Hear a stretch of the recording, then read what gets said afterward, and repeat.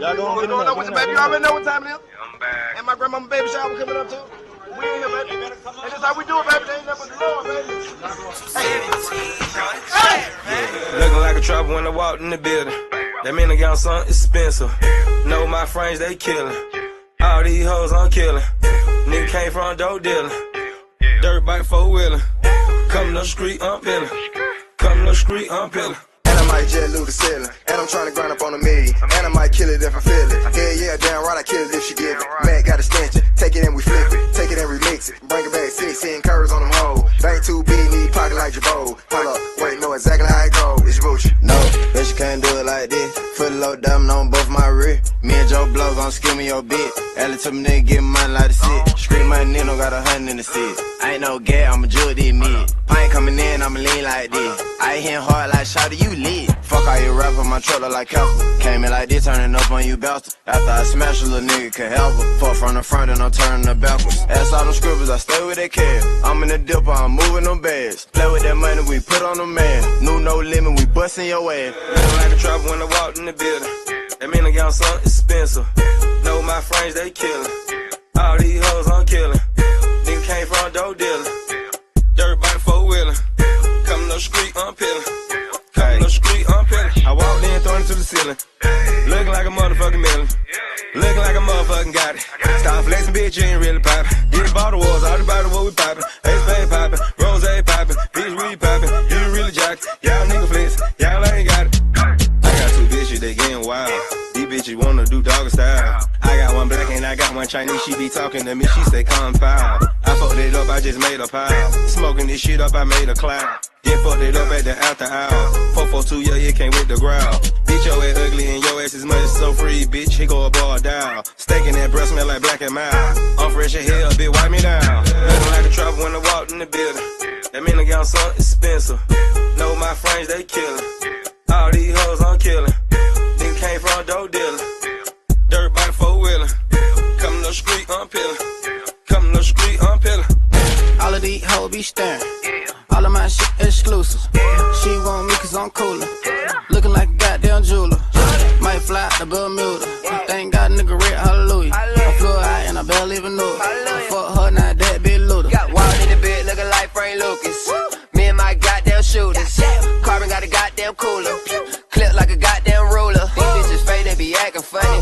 All that she want is a bag of money. Get on Molly, she acting slutty. Hit from the back and she ate a buddy. Looking like a trouble when I walked in the building. That mean I got something expensive. Know my friends, they killin'. All these hoes I'm killin'. Nigga came from dope dealing. Dirt bike four-wheeler. Come no street, I'm peeling. Come no street, I'm peeling.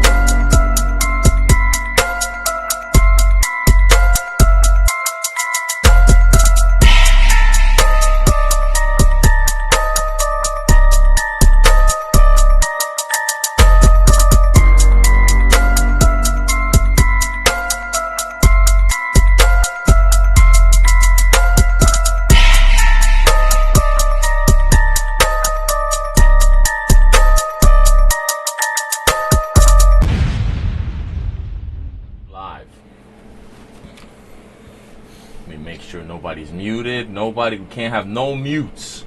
No mutes. I've gone through a couple of the lives and I've been finding mutes. I'm muted, y'all muted. Nobody's muted today. Special Friday show. Special Fry Degenerates on a Friday. We got 2 weeks before football starts. We're almost here. One more preseason game, right? We got the big Snoopy Bowl tomorrow. It's tomorrow, right? It's on a Saturday, right? Snoopy Bowl. Do we know if Rodgers is playing or no? Is it going to be Rodgers squared off head-to-head with Daniel Jones, or are we getting backups?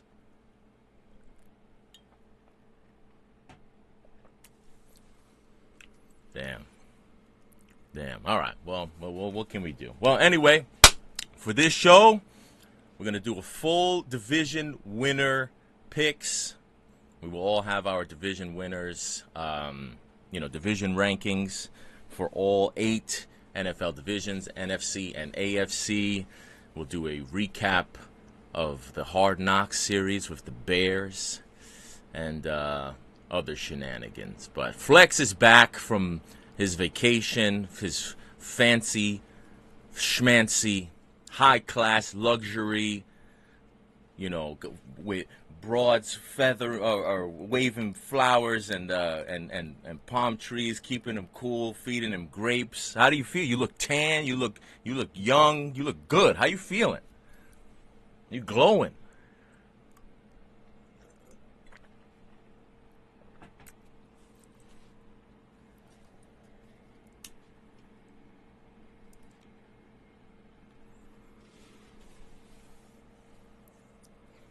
Yeah.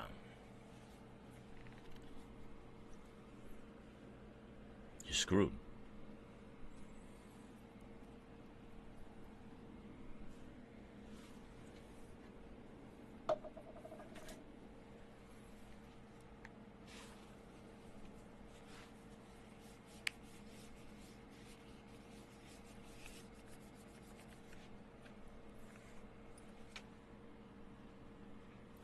Oh, wow, that's what's up.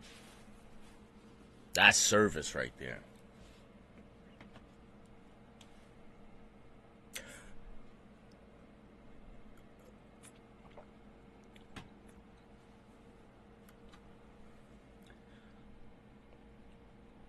Now, I was going to ask you, so speaking of the rating, so what do you do? So how does that work? How does he contact you to tell you that? You said you left your phone, right?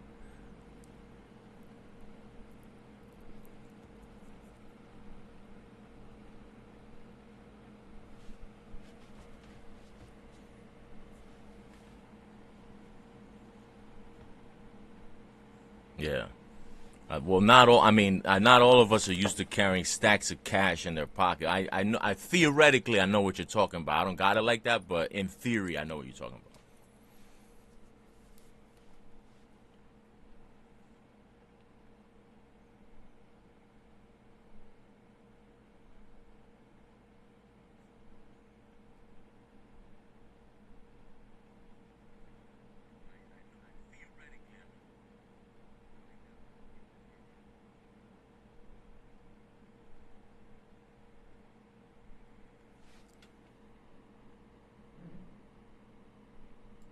I went to actually just to check what was going on. Boom! I didn't have my phone. My son calls my phone.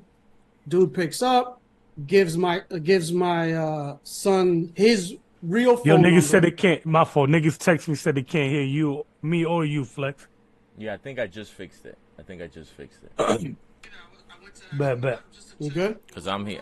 Because I wasn't hearing it on my phone either. So like right now, I think it's fixed though.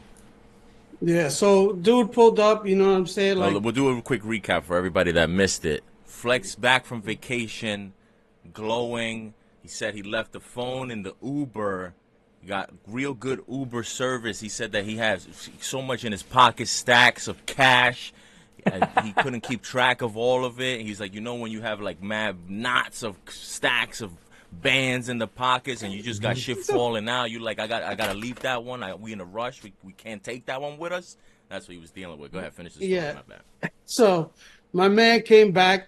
You know what I'm saying? Called. He said he had to drop somebody off. Boom, came back 20, 25. No, like a half hour later, brought back my phone. Try to bless him with cash. He ain't have enough change. I wasn't giving him a 50. And I tried to hit him with the tip. Uber, they cap tips, bro. I tried to give him 25, and it was like, yo, the most you could give is 23. I didn't know that cap it. Talk about That's why you gotta do problems, cash, my man. nigga. That's high class facts. problems, yo. These niggas Facts. don't let me give him more. They're not letting me give enough of my money. I'm saying they're not letting me give it was more of my money. Right. It wasn't my phone. It was, you know what I'm saying? Because he brought back the phone. You know what I'm saying? Not everybody does that. And my man, he was Moroccan. He was telling me about all the stuff in Morocco. How this nigga's giving out money. You I'm ask him about the goats. No, that's more. I think he said that was more Algeria or Tunisia. No, you know what I'm saying? Because there's a no. So I don't, you know what I'm saying? Because I asked him, the situation. They want the French, they want the Morocco and all that stuff when it comes to taking their resources. But as soon as the Moroccans want to go up in there, you know what I'm saying? It's no good. That shit is Morocco's modern life. Yo, it's funny. I was just thinking of fucking. I was thinking of something to say with fucking Secret Squirrel. Wasn't they from Morocco? Or the little. Oh, what's it called? The little fucking. Not Rocky. Not the Rocky Bullwinkle. Nah. Secret Squirrel. But it's the same. It's the same family though, no? I don't know, yeah, but remember, I think it is. I think Secret. Remember the mole? They're part the of mole was from Morocco. The cinematic universe, the Rocky Bullwinkle cinematic universe. Yeah, that makes sense. Yeah. Morocco was the little fucking mole. He was a mole, right? Oh, I don't know. Whatever. Who cares? And usually I rock in Morocco. There you could rock in the nude. Gangsta. And Rocky and Bullwinkle, that was the same as Boris and Natasha cartoons, yeah, right? I think so. They were like chasing them or something. I can't remember that shit. I have like this weird like loose. And the what's it called? And that was like the generation before me, though. Us, I think. Yeah. It was slightly before. It leaked. It slowly leaked in. You know what I'm saying? That was right before like the Flintstones and all that, Jetsons and all that. You know what I'm saying? But they also had the Speaking of the Jets, son. What a transition! I was just trying to get to the sports here. That was gangster. Nah, go ahead. Okay, well, speaking of the Jets, well, actually, we're not gonna do Jets. We'll do the recap of Hard Knocks first, right? Okay. We'll do that, and then we get into the division picks because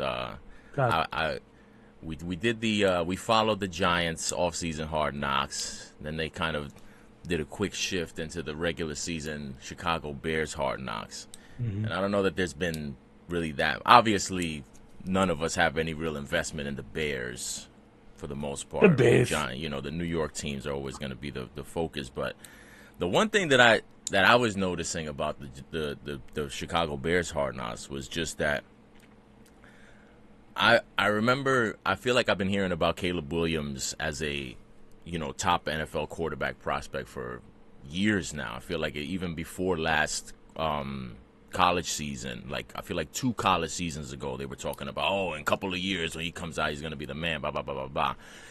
And then obviously we had the whole, we had last season and we had the build up to the draft. And then there was all the conversations about him that he paints his nails and there's something, you know, he's weird and he's, you know, he's a new type of quarterback. And they like, I just feel like I didn't know shit about him. I didn't see him interviewed. I didn't really watch a ton of USC games. I just remember, I just have this picture that was painted just by how the conversation was around this dude.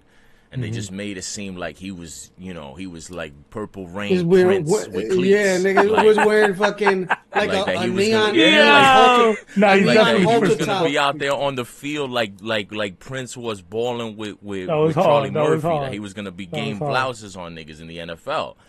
Yeah. And like That I'm was watching hard. this Hard Knock shit, nigga seems mad regular. Yeah. Like just a Well, mad normal regular college to pro rookie quarterback type dude. Like I haven't seen him do any of the behaviors that they describe. So that He's to a me was little, one of the main he's a takeaways for me. little goofy. That's it. He's only a Yeah, little but goofy. there's a lot of goofy niggas out there. yeah, No. You I'm want saying, your but- quarterback to be that though, right? You don't want you don't want the gangster quarterback. Yeah, of course. But see, because My that's favorite the quarterback problem. of all time is probably the goofiest quarterback of all time. So But that's the thing. That's the thing when it's not white people with goofy. Like when you got like Kirk Cousins. Oh, he's Yeah, quirky. yeah. Like Yeah, when yeah. it's not somebody like that. You know what that turns into? That turns into you know. I don't know if you know this. I think he wears G strings under his. You know. You know what I'm saying? Like that type of thing. It's like this. What you were saying is right. You would think this nigga was like out there in fishnet, like a fishnet fucking tank top. You know, like always like getting sprayed down, oiled up, and all that shit. But he's just he's just a regular. Like he's still a like you know a little bit off. But Yeah. I'm saying that's like what you need to like. That's like most quarterbacks seemingly are a little bit off like that.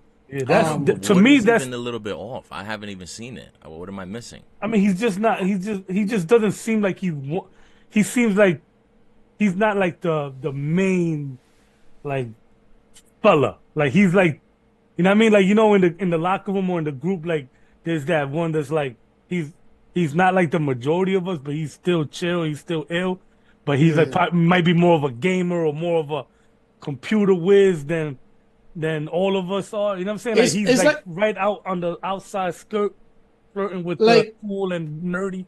I think like to put it because I'm going off because I was on a roller coaster and it had this style. It had the motorcycle, the big motorcycle with the little cart on the side. Yeah. And like he seems like the guy that would ride in the cart on the side hate as the cart on opposed the side. as opposed to the motorcycle. You know what I'm saying? No, Like- but the Prince on cleats is that should have been on a newspaper because he's like he has the ability to be a goat like Prince, but he's not. You know what I'm saying? He's like thing. But I remember when I did the QB analysis or whatever, and I had him as my top quarterback.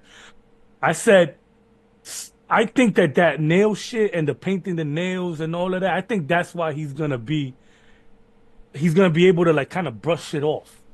You know what I'm saying? Because he he's doesn't already care. he already used to not give like caring what people think. Feel me? Yeah. So I said that shit in the night, and when I'm watching the Bears shit, I'm like, I'm starting to feel more comfortable about that, more secure about that. Yeah, no, I the definitely ideology think and the shit. analysis that you gave when you broke down the pre-draft quarterbacks and specifically a lot of the things that you said about Caleb Williams, in terms of, I guess the, you know, his kind of Off-script resiliency that he kind of shows. Like I've already seen, like there was that one scene. I feel like it was towards the end of the last episode where he was, I forget who. I think it might have been Eberflus, that the head coach, that asked him like, "Are you nervous?" or something like that. He was like, "Nah, I don't get nervous." Yeah, that but was he hard. didn't say it like trying to be cocky. Like he Nah. explained Yeah, nah, I why don't he get was like, nervous. "Nah." He was like, "The only time I got nervous was, I think he said before a high school game, he had a bunch of fumbles, and he's like, well, we ended up, you know, it was alright, and like now I'm just like, you know, I'm just out there, I'm out there balling, like I'm just playing." He just gotta perform, but I mean, No, Yeah. and it's so like you know it's like having that you know like that vision going forward for like with you cheeks like what you said like if there was somewhere where he would be faking the funk to you know like to hide shit, it would be right before getting drafted and right you know trying to secure the number one spot, trying to secure because you know I'm sure all his agents, all his people already know like yo dog, they're gonna pick you apart for every little thing that you do, and being able to be like, yo, I'm still doing this, I'm still gonna be me, shows like a certain amount of fortitude, like and good hard-headedness that you need to have, as opposed to like being like, okay, I'm gonna fake it the whole time, like the pre-draft process, and then doing all this other shit, and then that's when you catch people by surprise and teammates by surprise, as opposed to like, oh, this dude is coming in here, oh, he's not strange, this and that, and when they see him, he's a regular dude, and they're expecting a freak. You know what I'm saying? As opposed to like pretending you're like you're no nonsense, and then you get there and everybody's faked out, and they're like, yo, what's this dude about? And they see right through that. So that was that's a great initial point by you. Because like I said, he feels a little goofy, but he owns it though. Yeah, that's the shit. Like he's a little bit off, but it doesn't matter to him. Yeah, and I remember coming out, they were like, oh, he had said something. After a loss or something, he's like, I just want to run to my mom, or I just want to go home to my mom. And then like one game, he like ran into the stands and just like hugged his mom, crying for like 5-10 minutes. And like everybody's picking at these little things, but right before the draft, they always do those things. And it's kind of like, I kind of look at it like the scouts, the scouts that go on your IG and start to really look at shit and start really like trying to see what you about. I just picked up on a few things and I was like, yo, I think that shit's gonna, I feel like that shit's gonna work. But the kid still has to perform at the end of the day. Like, all that shit don't matter if the kid goes out there and stinks it up, you know what I mean? But he does have seem like he's a little bright. He has that resilience, like y'all said, and he's athletic for sure, bro. He's definitely athletic. Some of those throws were fire, man. Fire, but we'll see this preseason. I kept telling my man's hit me like, oh, yeah, this kid's gonna be a star. This kid's gonna be a star. I'm like, yo, bro, you said every fucking quarterback is gonna be a star. Like, let's slow it down. Let's see what happens, bro. It's preseason. You know what I mean? Well, them should start to count. We saw what happened. I still remember, like, it was that first preseason game versus mention them. Versus the Packers, coincidentally enough, with Zach Wilson. I was just gonna say, don't even mention them. Yeah. This guy, I thought like, I thought that was so long ago that you weren't even, like, still in your head. Like me, that shit scars you. No, of course, I knew you were going there because Zach Wilson. Like, I remember. Yeah, and it was like, oh, do they go? The Jets got a star? Let me tell you, no, it didn't work out. No, that doesn't matter. Word. Trust me. Word. Hey, real quick, what you heard about? I don't want to get too far off, but what you heard about the joint practices, Jets Giants? I mean, what's your take on it? I was just following it on my phone. Mm-hmm. If Garrett Wilson would knock out like Aaron Rodgers, if he gets to have Aaron Rodgers all season, man, they already got a chemistry. They already got something. They do, man, and you know what it is with Garrett Wilson? He's like such an acrobat that those touch passes that Aaron Rodgers is like known for, like, doing those, like putting them in the crazy spots where people can't get him. Mm-hmm. Garrett Wilson, man, he's like Simone Biles. You know what I'm saying? Like, this nigga just be up in the air, like, waiting. He's an acrobat for sure. Yeah, for real. But he got a great awareness, and they got good chemistry already. It looks good. It's just doing practice. You know what I mean? Yeah. But I'm saying, but Malik Neighbors also has some of those tendencies too. Yeah. The only difference is like the personalities. The personalities are a little bit different. You know what I'm saying? Like the way that Malik Neighbors, he's like very serious, and I don't mean like to like in terms of like the competitive like beast, but it just seems like off the field.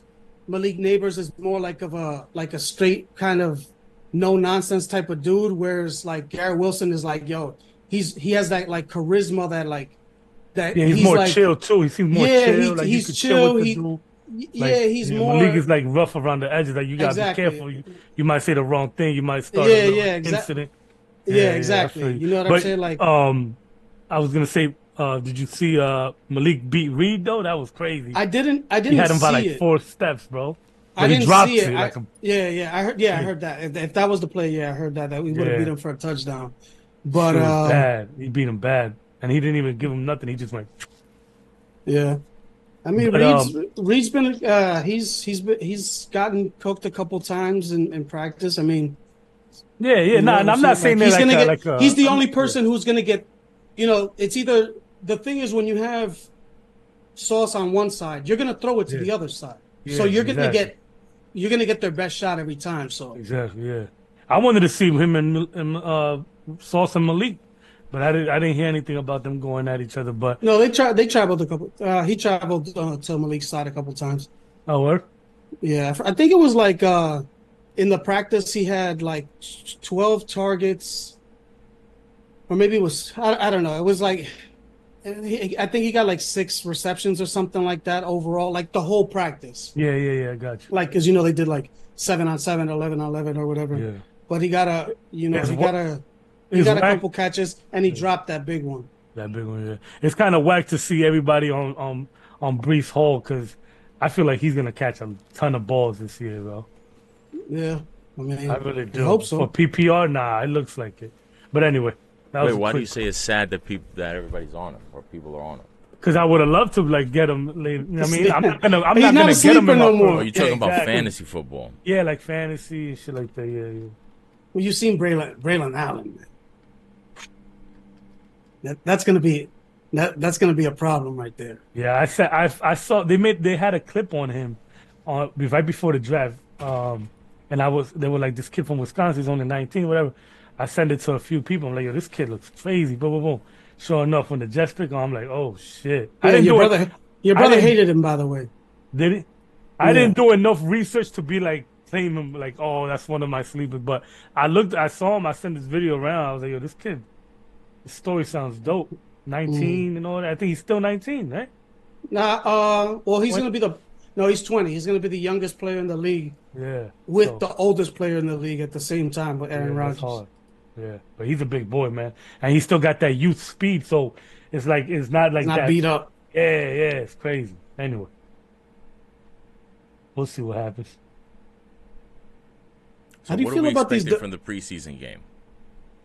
Anything of use or value coming out of that? If there's not going to be no starters, do you care at all about what are you looking for? Or don't care. I mean, I want to see how the rookies play and the backups and the undrafted. You know what I'm saying? Like, see how how serious they take it. You know what I'm saying? This is their last time to shine, so I want to see what they do with it.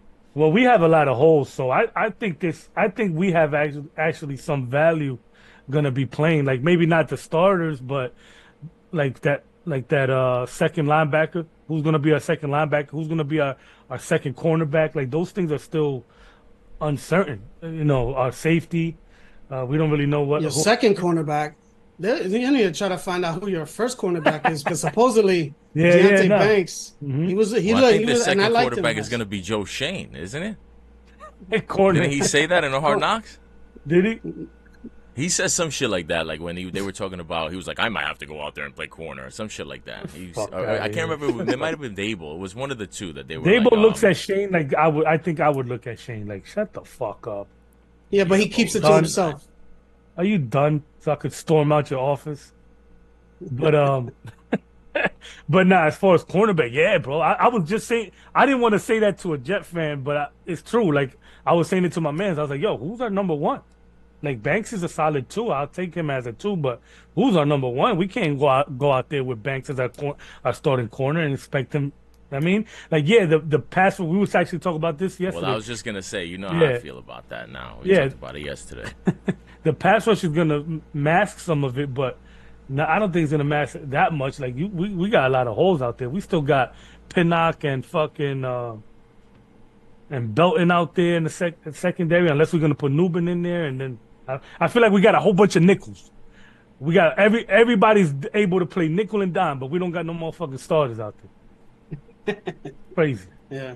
So that's kind of what I'm interested in, to see who gets more reps at the 1 and 2, because they're gonna be out there. It's gonna be Trey Hawkins. It's gonna be Fly. It's gonna be Drew. Yeah, that's what I'm saying. Like I feel like the Giants have drafted so many cornerbacks and safeties and defensive It's backs nickel. It's the all last nickels, 2 years. Yeah, I know what I'm saying. It's like at some point you gotta, like for example, like the Jets last year they drafted a dude who was supposed to be a safety, and now they've slowly converted. He was on the practice squad all year, and they worked him up to be, to be a backup cornerback. And he was doing his thing earlier in the year until he got hurt. In the preseason until he got hurt. But it's like it's almost with that you have to kind of draft an athletic profile. You have to draft somebody with long arms, 6'2", 6'1". We tried that with Flop. It's also development. Like you guys clearly develop cornerbacks. We develop pass rushers. You know what I'm saying? Like it's clear like that shit is. You know what I mean? So, but I don't know. Like Flop was a good prospect. I thought he was gonna be good when I think he came out LSU. I think it was LSU, right? I remember. He was drafted in the 3rd round. I had no idea who he was. 6'3", that was a warning flag for me. Anyway, yeah, we'll see though. But we got a lot. The Giants got a lot to figure out. So there should be some significant players out there. So Flex, will you be in attendance? I know you're just fresh off the vacay. Will you be in attendance for the Snoopy Bowl live in person, or is this a? I will be unattendance. No. I'll be at work, and I'm in Florida. So. We watch on TV, you know what I'm saying? What time's the game, you know? I think, yeah, it was either 7:30 or 8:30. Oh, that's cool. So I'll be able to watch that shit. Yeah. That's dope. How do you do it in Florida, by the way?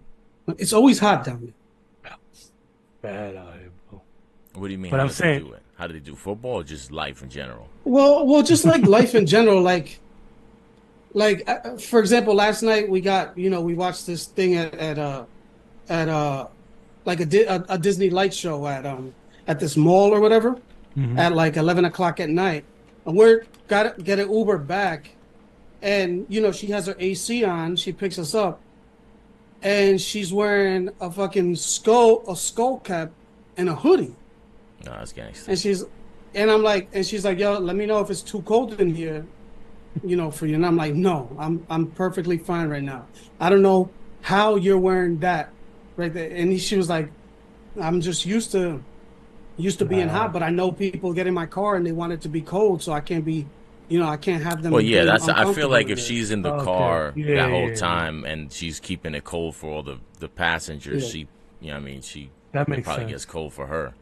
Yeah, no, it make perfect sense. But just like even the thought of being in Florida, where that weather is primarily the weather, and having a big ass hoodie to begin with, and a beanie, you know what I'm saying? It just seems aggressive to even have. My kids go out in hoodies and jackets. I'm like, yo, just take it off now, bro. You're just gonna end up taking it off. Like, don't even bring it out.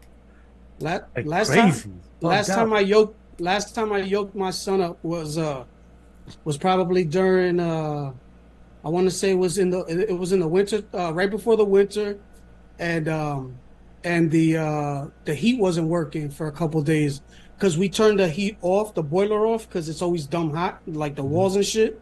So when you turn it on after a while, it doesn't work, so they have to drain the water out of it. And this nigga sat eating breakfast in a coat. That shit offended me, man. I told him, I took him by the neck and I told him, yo, take that fucking jacket off. Because this is not, like when we had to do some shit like that, it was because there was no heat.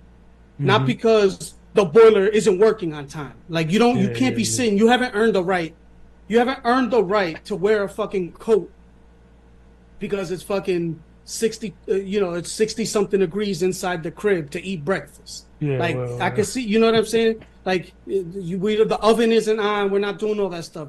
That shit got me tight, bro. I can see that though. That's crazy. Nah, that's offensive. Like, you know what I'm saying? Like this nigga doesn't know what fucking poor is. Fuck out of here. Word. It's like poor appropriation. Right? Oh wow. I go to similar shit. Careful. Go to similar shit, man. Crazy. All right, so are we ready? Do we have division winners picks ready feel like if it's not ready now, it's not. This is it. This is it's What we all said starting and with? done. We've seen enough. We should know what we expect from all these teams, and who we expect to come out of the AFC East, AFC West, and all that. So we're doing AFC right now? Well, no, we're doing everything. I'm just asking if y'all are ready. Yeah, let's do it. Ready. All right, so what we'll do is we'll go division by division. We'll all give our joints for each division before we move on to the next one, right? Right. Unless you want to do all your picks in a row. Nah. Let's go. Let's do each. All right, yeah, we'll do each division individually. We'll go around, and then at the very end, we're gonna do a full draw of the box. The box is back. The box is going to make a preseason prediction for the first time. We didn't get a preseason prediction from the box last year, but if the box still has the magic that it did during the regular season, it'll be interesting what comes out of the box. It was a different style for the box, though, because the box usually goes week by week, so I don't know what kind of kookiness might come out of there, but we'll see. But let's take a quick break, 2 minutes, and we'll come back with division picks. Yes, sir. Yes.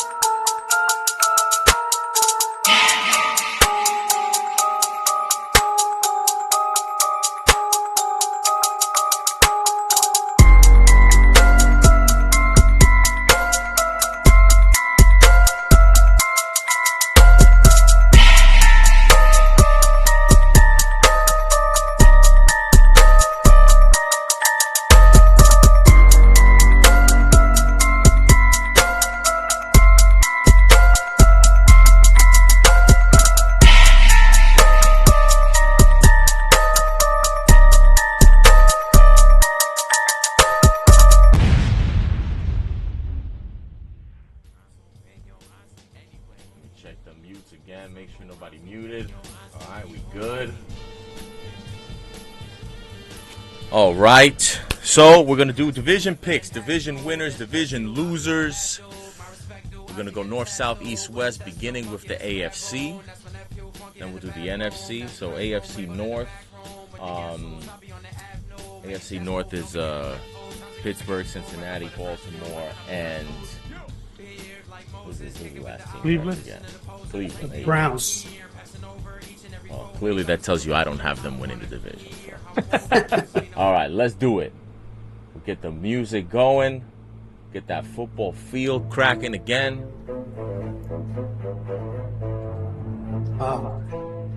This shit is like football ballet. Crazy. They should have a fucking ballet that they fucking only dance to fucking NFL films. That should be crack.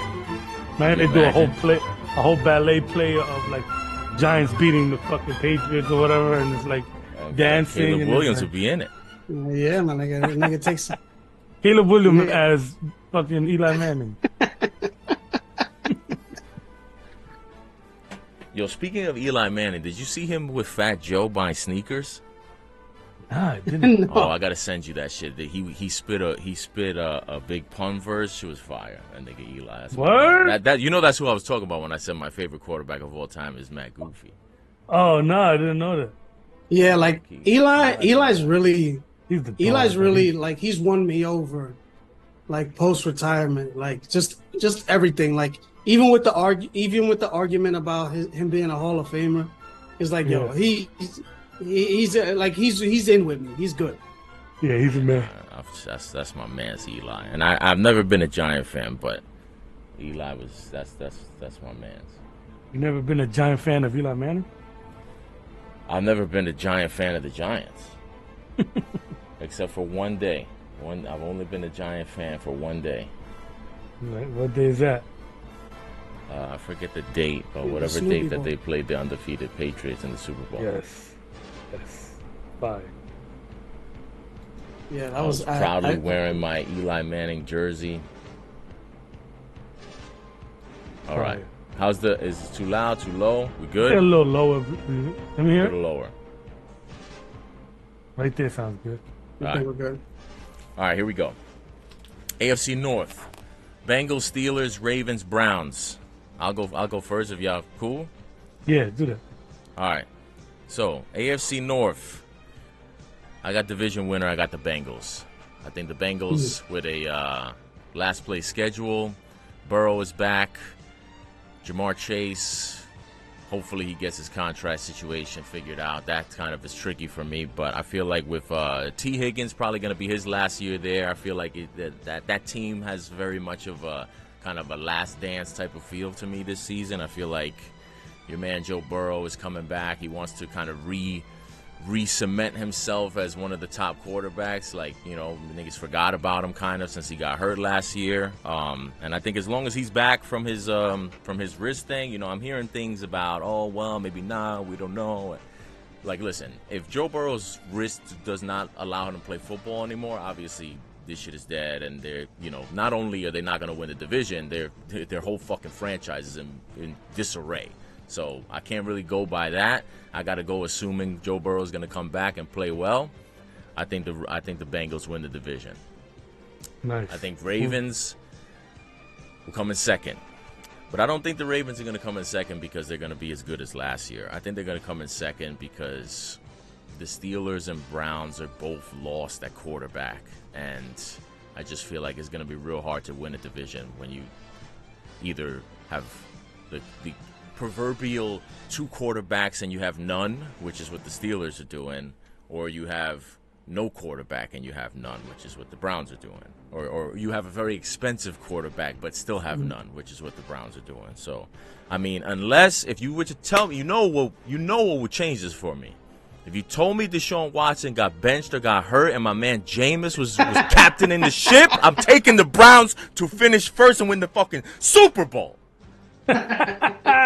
But until that happens, as long as my guy Jameis is still on the bench, he's not playing, I can't take him to lead the Browns. So that's my order for AFC North. Yeah, it's definitely between the Ravens and Bengals. I'm gonna lean towards the Ravens. I just the Bengals obviously they definitely have that feel to them. You know, they got that rookie too from Alabama, right? The wide receiver Well, to add on. your dude, Burton, Jermaine Bur- Burton. Jermaine Burton. So I feel like they definitely got it, but I'm still gonna lean towards the Ravens just because I think that defense is gonna be tough. They were Even young without their last year. coordinator? Yeah, definitely. I think that they Because that was part of my only reason I asked is Yeah. that was part of my consideration with the Ravens. I feel like Ravens D last year made a comeback, and I feel like a lot of it had to do with some of the scheming that they're gonna lose with McDonald going to Seattle. But Yeah. sorry, go ahead. No, I feel you, and I thought about it, but I feel like they gelled well. They still got the chemistry, and you know they were real young last year too. So, and then obviously the Henry addition. I know we're not huge fans of the Henry addition in this podcast, but I still think that you know he still got something in the tank, and Lamar's gonna do what Lamar does. So. Yeah, I think the Ravens could take that division right there. So I'll lean towards them. And then I don't really want to get too in depth, but yeah, the Bengals is second.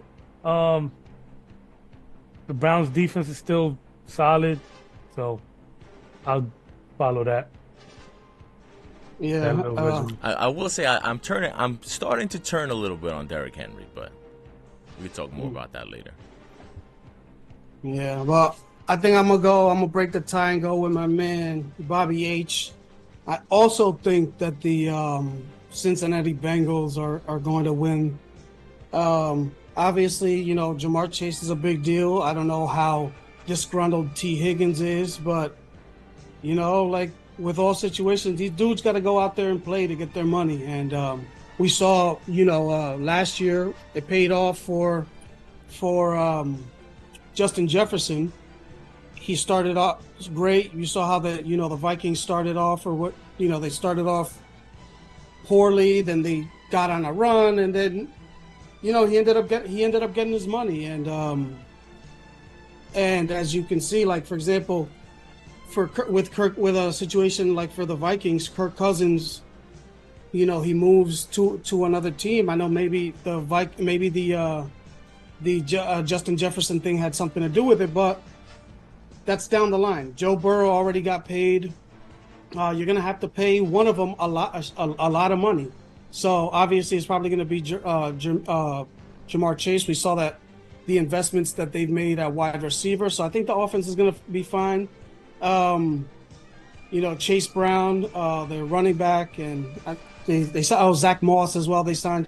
So I think they're not gonna run away with it. I think it's still gonna be tight, but I think the division is going to be tighter, not because all the teams got better, just all the best two teams got a little bit worse.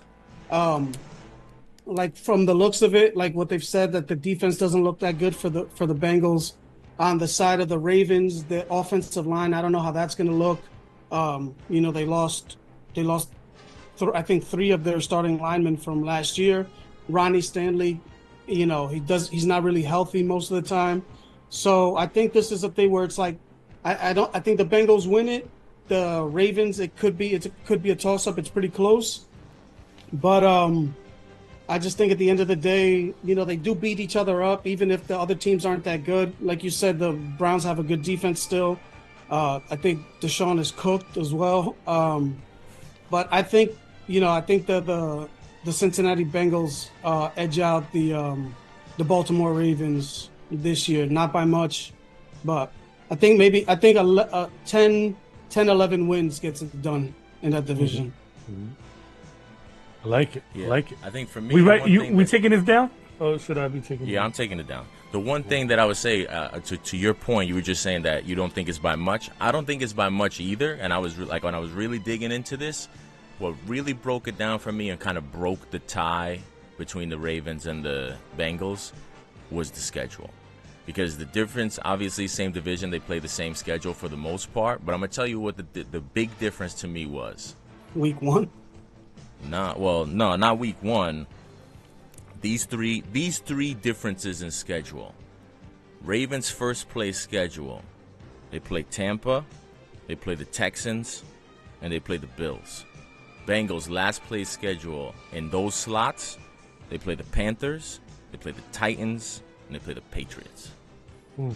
That could be a 3-game swing right there. Yeah. And that right there, when you say it could be close, a couple of wins here or there makes the difference in winning the division, I think those 3 games is where the Bengals win the division, for me. Yeah, that's deep.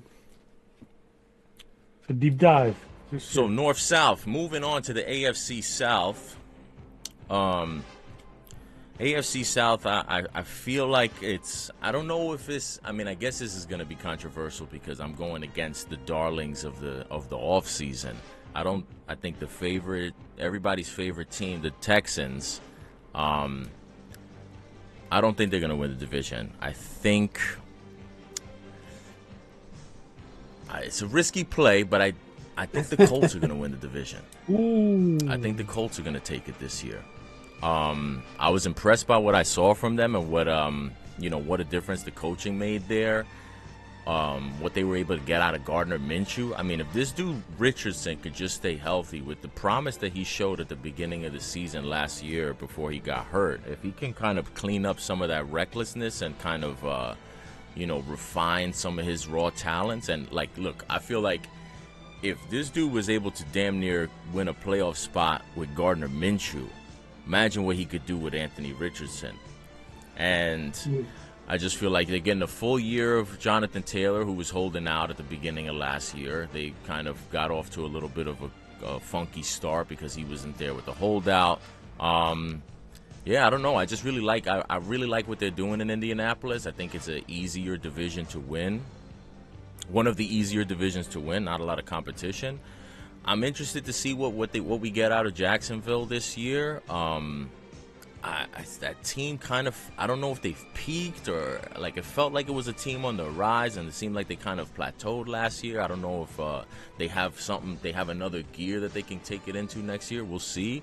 But I'm going to take the Colts. I'm going to take the Colts to similarly barely edge out the Texans. I think the Texans will be a good team this year, but I think that it's tough to come that second year around once everybody's had a full off season to kind of study up on CJ Stroud and what he does well, what he doesn't do well.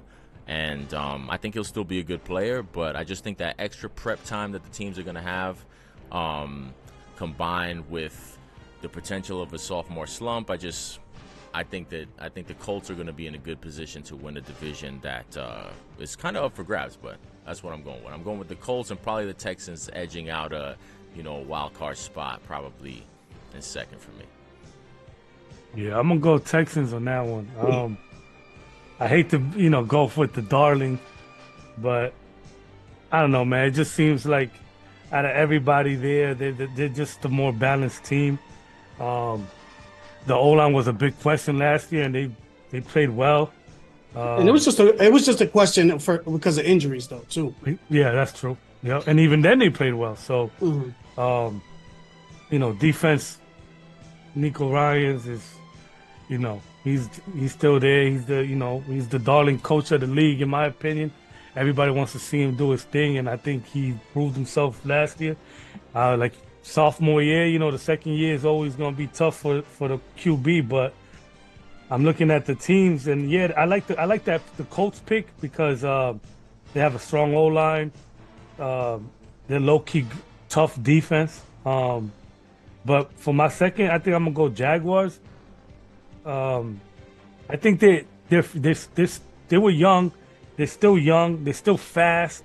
They're not tough, but they're fast. You know what I mean? And in this day and age, a fast defense, can get you somewhere. You know what I mean? So I'm gonna go Jags, and then the Titans just got too many questions for me, man.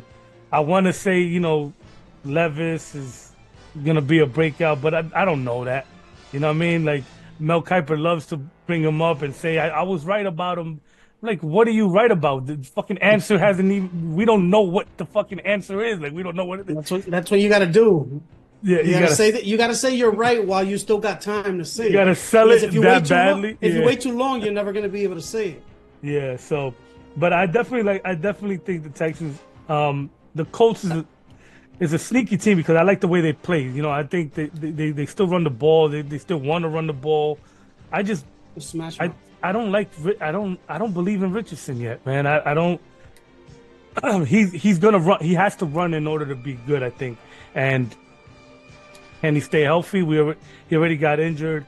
So I'm gonna lean to the Jaguars just because I feel like they got the second best quarterback. And yeah, Colts, Titans. Why isn't Anthony Richardson experimenting with the Guardian cap? He definitely needs it. Yeah, I just saw He needs two. a You know, this fucking, Guardian set of shoulder pads. Guardian Angel. And he needs the fucking the Hawk and Animal Guardian. fucking Legion of Doom joints with the spikes. He's a Guardian Angel in the outfield. Is what he needs. mad movies combined. All right, so I'm gonna break the tie again, and this time I'm gonna go with my man Cheeks. I'm gonna pick. I'm not 100% sold on that being the pick. Me neither. It's like it's splitting hairs. I do think that CJ Stroud is going to take a step back, only because it's like, yo, who's he going to be next? He's going to be Mahomes. He's going to be better than Mahomes this year. Like, you know what I'm saying? And the only thing, like you said, like you can start catching up. You can start seeing what his tendencies are when he's winging it in the beginning. You know, like he came out of nowhere, and he wasn't announced a starter until like later on in camp last year. So he caught a lot of people off guard, and and they had a young team with the wide receivers. Now they threw in now they got a Joe Mixon in there. Not necessarily a happy guy. You got Stephon Diggs in there, not necessarily a happy guy. Does that mess with a little bit with the chemistry? You know what I'm saying? Like he had great chemistry with Tank Dell last year. He had tremendous chemistry with Nico Collins, and Dalton Schultz and all that. Does some of that get disrupted a bit? Like the opposite of how, like for example, Jordan Love is able to play just throwing to any wide receiver because he doesn't have a person that's like breathing down the back of his neck when he's not getting the ball. So, I mean, is he going to play as freely now? When he's just winging it, he's no longer a rookie. He has to perform. Last year he could wing it up there and you could explain it away as a rookie, not no more. And like you said, he's the darling of the league all of a sudden. How does he take those expectations? I don't know. I just think that I still think they're gonna win it only because, like you said, like I don't trust Anthony Richardson. Some of the stuff that I've seen online, he's not really like shown out like that in the preseason and off-season workouts, reports and stuff like that. The Jaguars, I haven't seen anything to dispel it, but I heard Trevor Lawrence wasn't looking good in camp after he got paid that money. I know that they have my guy Brian Thomas that they drafted from LSU. He looked like I've seen some highlights that he looks like he's gonna be good, but like you said, I feel like that team is soft, and I know you can have speed, whatever, but we saw what speed alone does if you don't have that heart. Like you saw what happened to the Miami Dolphins offense. When you got speed, like the Jaguars had speed last year on defense, and and they still came up short, and that was a team that went in with expectations last year. So I don't know. I feel like Trevor Lawrence, even in college, every year that there was more expectations on him, he got worse as opposed to when he showed up at first. He doesn't have the excuse of Urban Meyer anymore. So I just think that it's a lot of turmoil there. I do like how the Colts play though, because I like the running team. If Anthony Richardson can stay healthy and do that, that 1-2 like puncher.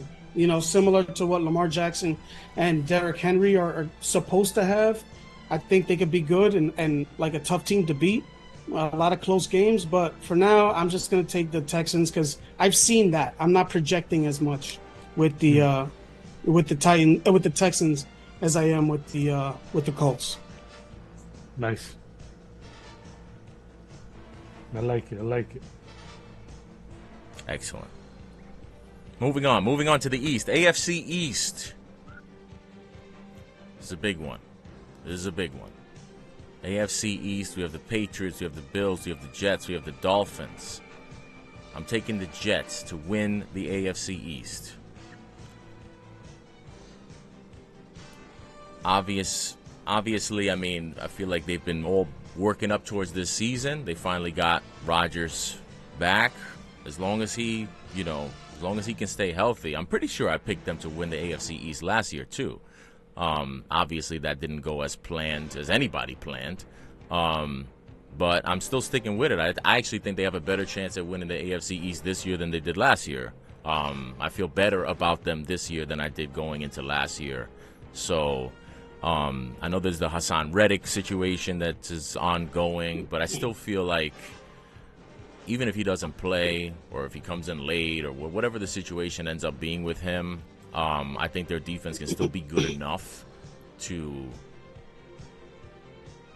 win them games. And I feel like the defense was good enough to keep them competitive deep into the season last year when they had nothing going on offense. Obviously, we've been saying it forever. If they just get a little bit of something out of the offense that is consistent and that is, clutch, there's no reason why they shouldn't be able to win the division. I don't see any major improvements for the Patriots that I would worry about them. I think the Dolphins have lost a lot of pieces, so I'm not particularly worried about them. And the Bills also, the Bills are kind of always there, but they just lost Matt Milano on D. Their defense is already going into this season with pieces that they lost from last year. Offensively, obviously, they don't have Stephon Diggs, which I don't even know. I mean, if they decide to change the way that they play, the receivers may not even mean anything. Losing Davis and Diggs, if they decide to kind of play the way that they did towards the end of the last season, where they were just more of a ground and pound, they were getting a lot out of James Cook. If they go into this year with that same kind of plan, ball control, and just leave it into Josh Allen's hands, I think they'll be all right. I don't think they'll miss Diggs or Gabe Davis that much, but I just don't think that they're going to have enough, to beat some of the premier teams in the AFC that they're going to have to face. So, yeah, I think this is the year for the Jets. It's now or never. I think the Bills will still have enough to probably come in second. I think they and the Dolphins will be fighting it out for that second place spot. But yeah, I'm taking the Jets. To win the AFC East. I like it. Yeah, I love it. I'm afraid. to make this pick because I feel like, damn, I don't want to be. Go ahead, Florida man. Go. I don't want to be the jinxer out Get here, it over with. Nah. There's no way in the hell. You guys should know me by now. There ain't no way in hell I'm going Miami. I might go Patriots over Miami. No, I didn't know that. Why? Is that because of Tua or because of Miami? That's because of Tua. Oh, okay, gotcha. Yeah, and because that soft, warm, fucking way of playing, like that shit is not NFL to me. That shit is fast break football. I don't like it. I'm gonna do it, man. And if I'm the one that jinxed the Jets, then I'll be the guy, man. But I'm gonna go. Yeah, we can blame it on you. I'm gonna go to New York Jets, man. What can I say, man? I'm at this point, man. I'm just excited for them. I'm excited for New York. Defense, offense, all gelling together. You know what I mean? Like I can see it. I can see it happening. I believe in Rodgers. The offensive coordinator / coach / GM Rodgers. He brought the guys in. He's gonna make Hackett. The sideline. Grab my fucking playbook and. I don't know how many guys are left over though. What you mean? Of the guys his guys. I don't know if there's that many left. Hey, he looked like he was using Lazard a lot. I tell you that. But well, yeah. No, but all jokes aside, I think the Jets are just on both sides. They look solid, man. The O line's gonna be the determining factor if they stay healthy. if they do, then I think they'll be fine. I think Rodgers still got enough movement, even though he is the oldest guy in the league, and everybody wants to say, "Oh, he's not gonna have that movement," or he's not gonna be the fucking Rodgers that moved like he moved when he was young. No one's like that, but he still moves around. He still has enough agility and ability to move around, and I don't think he's gonna he's not gonna have to run around as much. I think he has good chemistry with Wilson. He still got the touch. He still got that burn, that fire. So I'm all in on the Jets, man. I'm really hoping these Jets go a long way into the playoffs, and it starts with winning the division. Second, I'll go Bills, obviously, because that's the second best team in the division.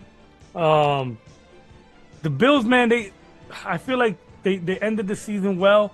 They picked up a lot of speed at the end. A lot of momentum at the end, starting with that Cowboys. Well, it started a little bit before the Cowboys, but that Cowboys win was a real booster for them, which I think me and H had that. I don't know if you had that one too, Flex. Was the Cowboys game before or after the Chiefs game?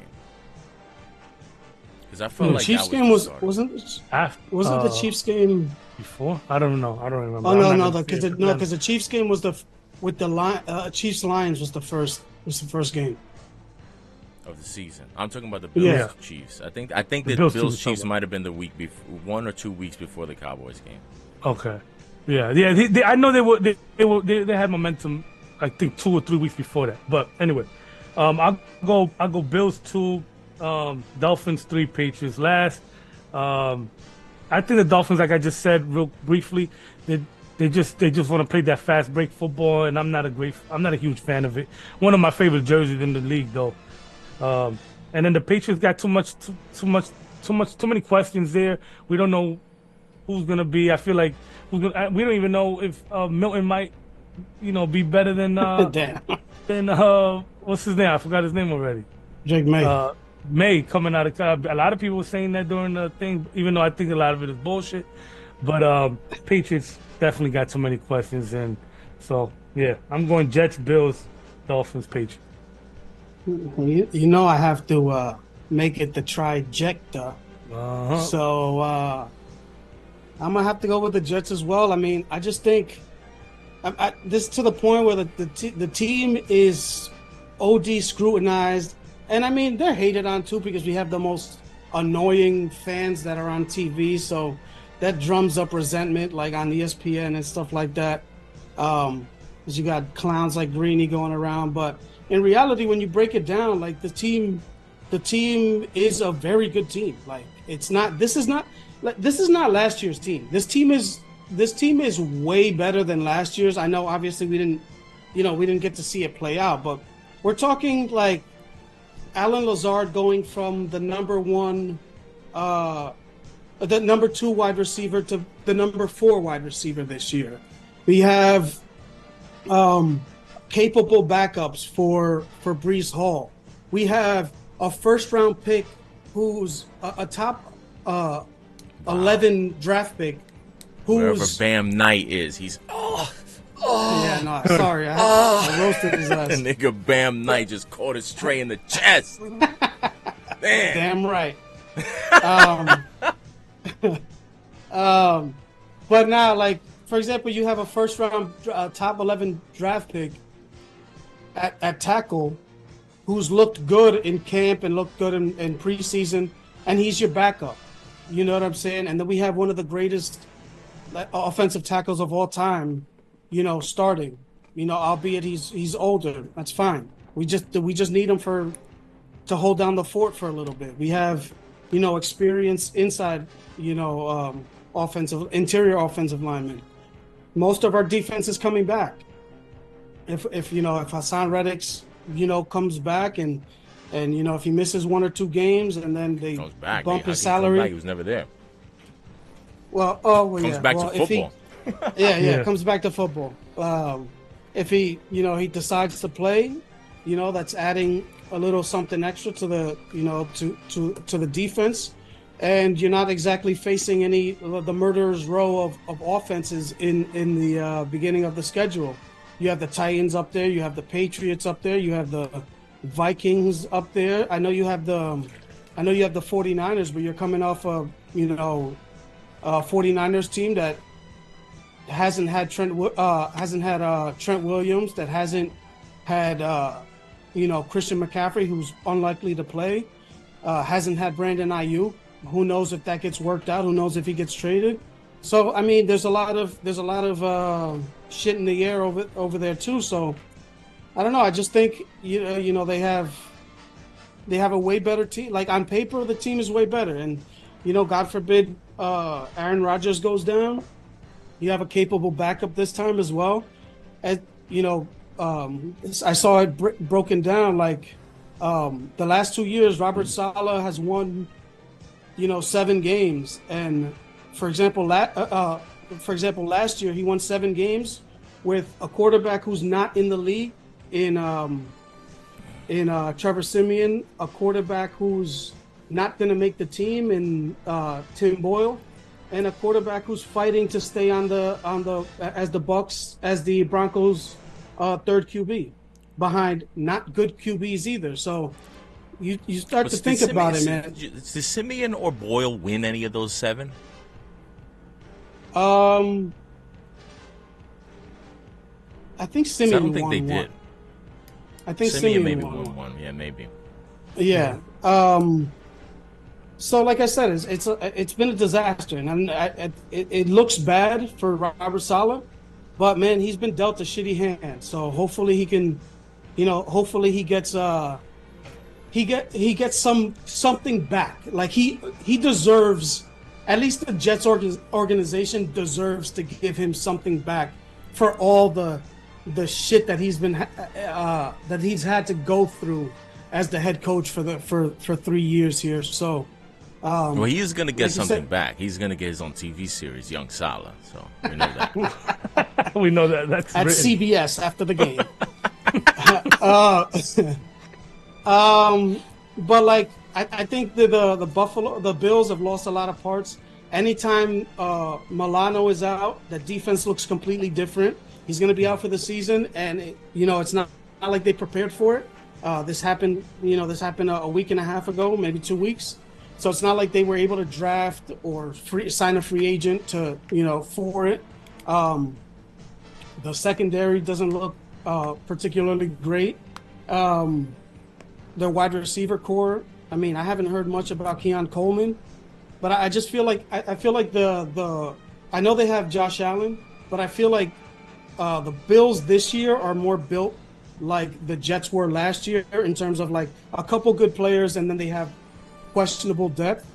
The Dolphins, how much longer can you go? How much longer can that offense go with that little amount of substance on the defense? Like, after Tua getting paid, so you had to lose a couple players on defense. So is the defense getting worse? And you got to start to think that, at some point Tyreek Hill's going to start to decline or get hurt, and that offensive line isn't very good either. So, and we don't even have to mention the Patriots. I mean, they just lost their best player in Matt Judon a week ago or whatever. So. I just think that's a team that's a non-factor, and I know it's a good team. They're going to beat up on bad teams. The Dolphins are going to beat up on bad teams, but the Jets have a better schedule, worse schedule in terms of strength. So I think that's where the edge is, and I think that the Jets win this, by a game or 2. Nice, agreed. By a game or 2.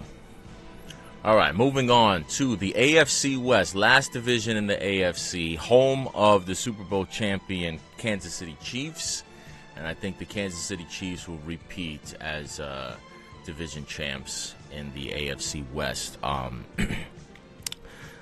hate to go chalky like that, but I'm very interested in watching what happens with the AFC West, because part of the reason why I just have to pick the Chiefs as a default is just because every other team there just is in a rebuild in some form or fashion, whether you're talking about the Raiders, who are going to have their first who are having their first off season with a new coach in Antonio Pierce, and they brought in, Gardner Minshew is going to be their quarterback. Who knows if that's a long-term, short-term, medium-term plan? I don't really know what they're doing there. But surprisingly, I actually think I have to take the Raiders to be second in the division, only because I know what they're doing. And I don't think it's a good idea the way it seems like they plan on going into this season and playing. It seems like they're going to try to play. Like, listen, word life, I think you should watch every Raiders game because I think they're trying to play football the way they're trying to win games 3-0. That's what they're trying to do. They're going to be running goal line packages from the 50 right off the kickoff. They're going to be running 2 and 3 tight end sets. They're going to be running 2 and 3 tight end sets. I wouldn't be surprised if they trade Devontae Adams to the Jets, after week 4. Because they're not trying to throw the ball downfield anyway. They just want to. Yeah. Antonio Pierce just wants everybody to bang their head into a brick wall, and hopefully we come out with more points than the other team at the end of the day. I don't know if it's going to work, but I know what they're trying to do, and I think that if nothing else, they're going to have a good defense. They're going to have a good defensive line because adding this guy from the Dolphins is going to free up a lot of room for Wilkins, Max Crosby, who's already a problem. Now you tell me that there's going to be more assets and more attention being paid to other players on that defensive line, rushing the passer. That's going to free up Max Crosby a little bit. I think the defense can make some noise.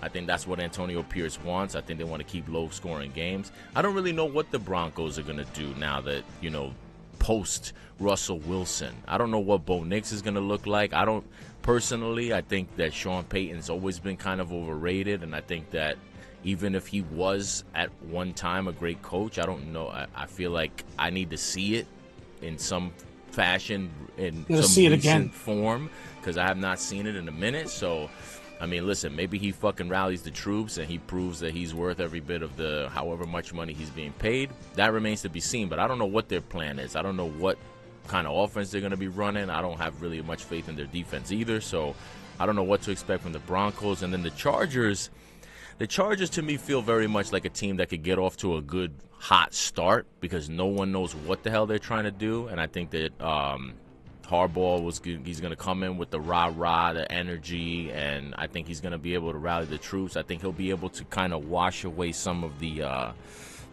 loser stench that this guy left. Niggas had their window up since niggas have had their windows up since or windows down since February. Staley left. Yeah, I think that he'll clear some of that out and kind of turn things around. They feel like a team that can maybe get off to a kind of interesting start, but I just don't think that they have the horses to hold up.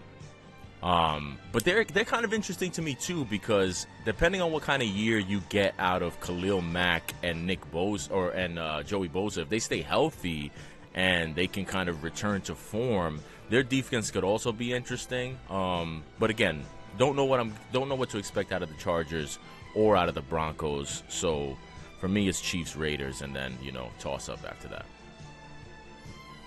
Yeah. I mean, it sucks because I feel like everyone's gonna go Chiefs here. But it's who you really gonna go with? You know what I mean? Like you're gonna go with the Broncos. We don't even know. Hey! I saw a Broncos reporter who said that the Broncos are going 11-6 this year. Oof. Well, who was that? It's either. I don't know. That's what I'm saying. It's got to be the Chiefs to win the division, unless barring any giant injury. But man, I'm gonna go. I think Broncos is coming second there, man. I feel like they're under the radar for once. No one really knows what to think. Under the radar for once. Well, yeah. Well, at least lack of attention on them, whether negative or positive. Gotcha. They're kind of like in the middle. That nobody really cares what they're doing. I think Bo Nix there's no tape on him, so I think as long as he's a starter, he got a little fire to him. He's always been a winner. I put him on my top 5 QBs coming out, and one of the things I said is he's an athletic kid. He's his arm got a little more pop than what I expected. and he knows how to win. He got a little little gut and fire to him, and Did Peyton he got a win lot in college. Yeah, yeah. With Oregon, Sean Payton has a lot to prove, So, if anything, he knows about quarterbacks. So, he shipped your boy out of there right away. Wilson. Well, I guess that kind of counts as knowing about quarterbacks. That's what I'm He getting doesn't at. know about quarterbacks. Well, Tom is about to find out. But yeah, I think Broncos, man, is gonna be a sneaky team, man. I think they were tough. They were a tough defense last year. I don't recall them losing any big players, unless did they remind me? No, I'm talking about defense. Justin Simmons, the best safety. I'm about to say, yeah, they get rid of him. Yeah. But regardless, I think the Broncos are still going to be a good defense. He went to Atlanta, right? Yeah. Oh, he did. But anyway, I'll go Broncos second. I hate to do it to my man Antonio Pierce, but I think the Chargers is going to. I think they could be sneaky good. They got Dobbs and they got Edwards, the Ravens running backs. We know they're going to want to run the ball. I mean, are we sure about that? They have what? They got J.K. Dobbins. And you're saying that's a good thing. I'm just saying that they're runners. They're down the field runners. They're runners. Yeah, they have running in their job title. Yes. Yeah, and he's going to be running to the fucking IR list and running to the trainer's table when he fucking blows out his knees and hamstrings again. Fact. But they do got the second best quarterback in the division, so I'll go there. And then the Raiders. Yeah, I agree with the defense being solid and Antonio Pierce having them ready, but it's still an offensive game. I can't trust Minshew.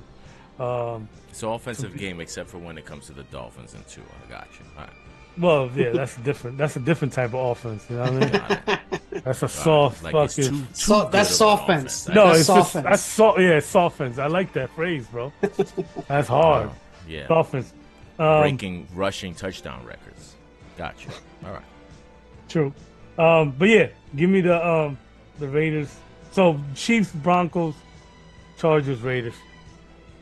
Excellent. Well, obviously I gotta go. I'm gonna go with the Chiefs. I'm gonna go with the Chiefs just because obviously I don't think it's because they got better though. I think every team got worse, except the Raiders and the Broncos. I think every team got worse, but it doesn't. The gap was so big that doesn't matter. Do you really think the Chiefs got worse? Why? Because I think overall secondary. Yeah, it's just like when you lose Snead, he's like kind of a tone setter, like back there. I mean, the way he shut down, it really worked and really well with their defensive line. How they were able to with the pass rush or whatever, and we saw like how he pressed up. When pressed up Tyreek Hill, an aggressive cornerback. So losing him is like, bigger. What else besides that loss makes you just think that is a big enough loss that makes them worse? That's a big enough loss. Look at it. I feel like they got a lot better on offense, but okay. I mean, do you think that they got that? I don't think they got better or worse as a whole. I wasn't thinking Chiefs that they got worse. I mean, it's not. But like I said, it wasn't like. But it wasn't big enough to make a difference in what I believe to be the standings. And I still think, like comparatively, those two teams, the Raiders, like the Broncos got better, and but just not, doesn't make it any close regardless. I just think the Raiders, I don't know what they're like. I guess you could kind of say what you're doing, but that doesn't, just because you know what they're doing, that just means everybody knows what they're doing.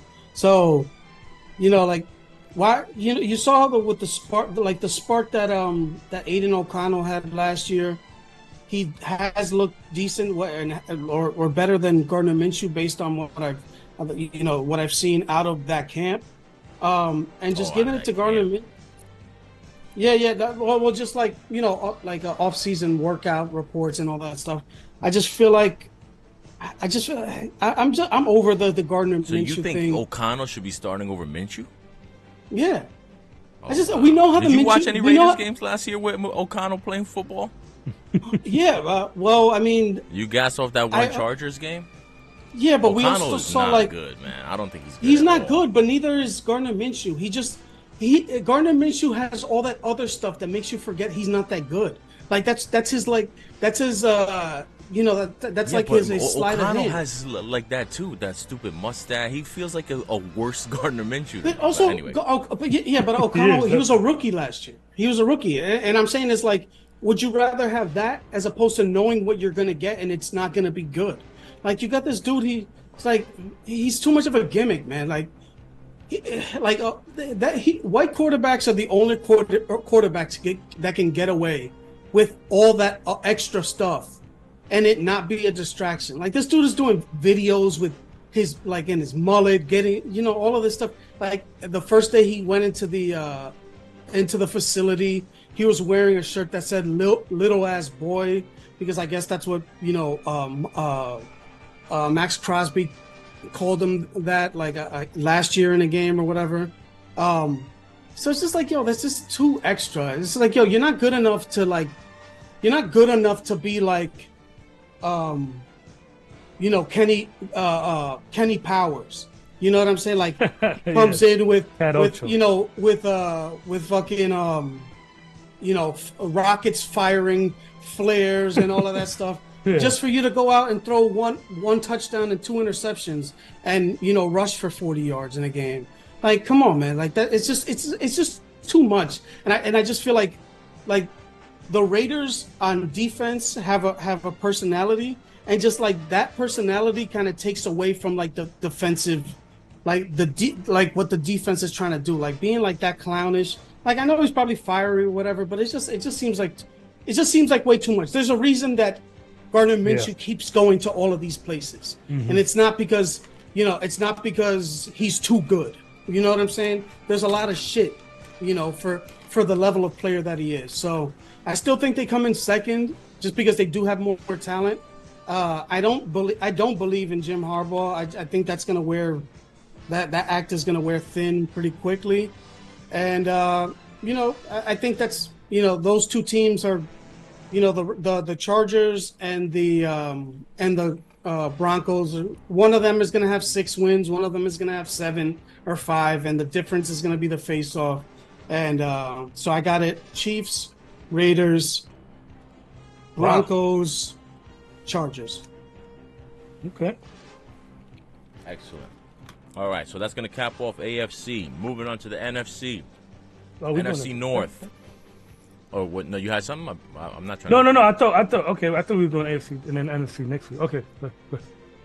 What do you mean? No. All right, let's go. No, what happened? No, I thought we were doing AFC. Because the way we did it, that we did AFC North, I thought since we went from AFC North, and I thought we were going to go NFC North, and we didn't, so I thought we was doing all AFC. No, but that was why I asked before we started. All right, bet. All right, that's my fault. Oh, I didn't know you wanted to do both Norths. We could have done that, but nah, I don't care. Anyway, I didn't understand. NFC North: Vikings, Lions, Packers, and Bears. The Hard Knocks Bears, the Hard Knock Life. I'm not picking them to win the division. Reluctantly, I got to take the Lions. I don't want to take the Lions, but I don't know. I still am not. I'm still not sure what to expect out of the Packers on offense. If the Packers' offense is improved, then I think they can win the division. I just don't know. I don't know how much of an upgrade, if an upgrade at all, Josh Jacobs is over a healthy Aaron Jones. Obviously, they didn't get a ton of healthy Aaron Jones last year, and they were struggling with A.J. Dillon. But I don't know. I just feel like the Lions they're still there, man. And I did not believe in the Lions last year. It took everything for me to kind of get on board. But I feel like they earned my respect last year, and until I see, something really, really significant out of anybody else in the division, I got to take them. I think they still have, they didn't really lose too much. I think they still have, they still got that dominant O-line. So, yeah, I'm going to take the Lions. I think the Packers finish in second, and I think the Vikings will be in last. I think the Bears could be interesting, just because I don't know. It'll be interesting to see what the Bears are this year, because I feel like the Bears are going to tell us what Justin Fields is or was. Because I feel like if the Bears take a big step, now to be fair to Justin Fields, they've brought in some upgrades on offense, significant upgrades. But even from a way that they play, I feel like it's going to say something about the Justin Fields and his style of play versus what they want to get out of Caleb Williams. So I'm going to keep an eye on that. I'd like to see Caleb Williams do well if they're able to kind of shock everybody and make a CJ Stroud like debut season. That'd be kind of cool and interesting. But I got to see it first. So right now I'm just gonna I'm gonna go Lions first, Packers second. Yeah, like it. No surprise. I've been on the Packers for a little while. So I'm gonna stick with them to win the division. I like the Lions last year, primarily because of the way they play. They run the ball and yeah, they have one of the best offensive lines. But I don't know, man. I just feel like the Packers are moving in the right direction. I believe in their coaching. I believe in Love. Even though Love hasn't, it's not proven yet. I don't think he's done enough for me to be like, yeah, it's official that he's that guy. He hasn't done that yet. Regardless of what people want to hype him up to be and all that, I don't think he's done that yet. But his ceiling, you don't think the other teams that are, if that's the case, you don't think that the other teams are better than him around the quarterback? Well, in the division, yeah. Because I just think besides the quarterback, the Lions have a better team overall. Yeah, they do. Like I agree. Listening to you, and I'm like, you're picking the Packers. I'm making your case for the Packers by telling us how you don't believe in Jordan Love. I feel like I just don't know how you can roll with the Packers if you don't believe in Jordan Love. I'm not saying that I don't believe in him. I'm saying that the potential of him to become that dude is still there, but I don't think it's written in sand yet, is what I'm saying. You feel me? Like if I had, basically what I'm saying is, yeah, the kid's potential is still there. That's what I'm saying. Like, but it's not proven. But we're making picks. If you're picking the Packers, you gotta tell us that the potential will be fulfilled this year. Well, let me finish because you believe they're gonna win. That you gotta make the pay, sell it, baby. Come on. That's what. All right. So you don't want no critique. You need some pizzazz. You want well, no, it's not that I don't want critique, but like if you don't, I'm just trying to understand. Like if you don't feel confident that he's going to fulfill the potential. Yeah, why am I picking the pick? Like if you're telling us I just think I don't understand why you would tell us you don't know about the potential. Like I'm trying. No, I just think that it's important to say to make that note that he hasn't done what people are saying that he hasn't become what people are saying that he has become. I'm not. So are you saying Jordan Love is Joe Burrow? No, he thinks Joe Burrow's the best quarterback in the league. What are you talking about? Joe Burrow is quarterback 1B. I thought that was solidified already. But all jokes aside, yeah, give me the Packers, man. I actually like the Jacobs pickup. I think they upgraded as far as running the ball. They always wanted to upgraded in terms of hairlines. I feel like they want to be a North. Of running upfield, being a tough running team, and I think Aaron Jones was too agile for them, just more of a passing weapon than than he was a pure runner. And I think that's what they wanted to do with A.J. Dillon, and he just can't read the holes as well. So I actually believe that they got better in that aspect. I believe they got my man Xavier McKinney, which is I think is an upgrade there. So, and I believe in that offense. I believe in the offensive coordinator. I believe in so I believe in that team, man. I think they're gonna be they're gonna win the division. I think they'll be sneaky good. I think Jordan Love will eventually become that guy. I like the Lions second there. Obviously they still got that little swagger from last year. I don't think they lost much of anything. If anything, they gained by keeping the offensive coordinator. The Bears, I think the Bears gonna be sneaky good, man. I don't want to blow them up because of the Hard Knocks, but if Caleb can put it all together and continue to, kind of be like a Russell Wilson, a young Russell Wilson, extend plays and make those throws, I think they could surprise a lot of people. The defense is they got better with Judon. They got better. They had Sweat last year at some point, and he continued to produce. So I think the Bears will be sneaky good, man. I think it's gonna be a three-way race over there with those three guys, and it's not gonna be the Bears didn't get Judon. Yeah, was you saying that the Falcons got Judon? Bears? Oh yeah. That's my fault. Who they picked up? I think they were Hard Knocks. Oh, they were in parts of Judon. Yeah, they were in on it. Yeah. I fucked that up. Yeah, they didn't seal the deal. How many episodes of Hard Knocks is it? Is this the third that just?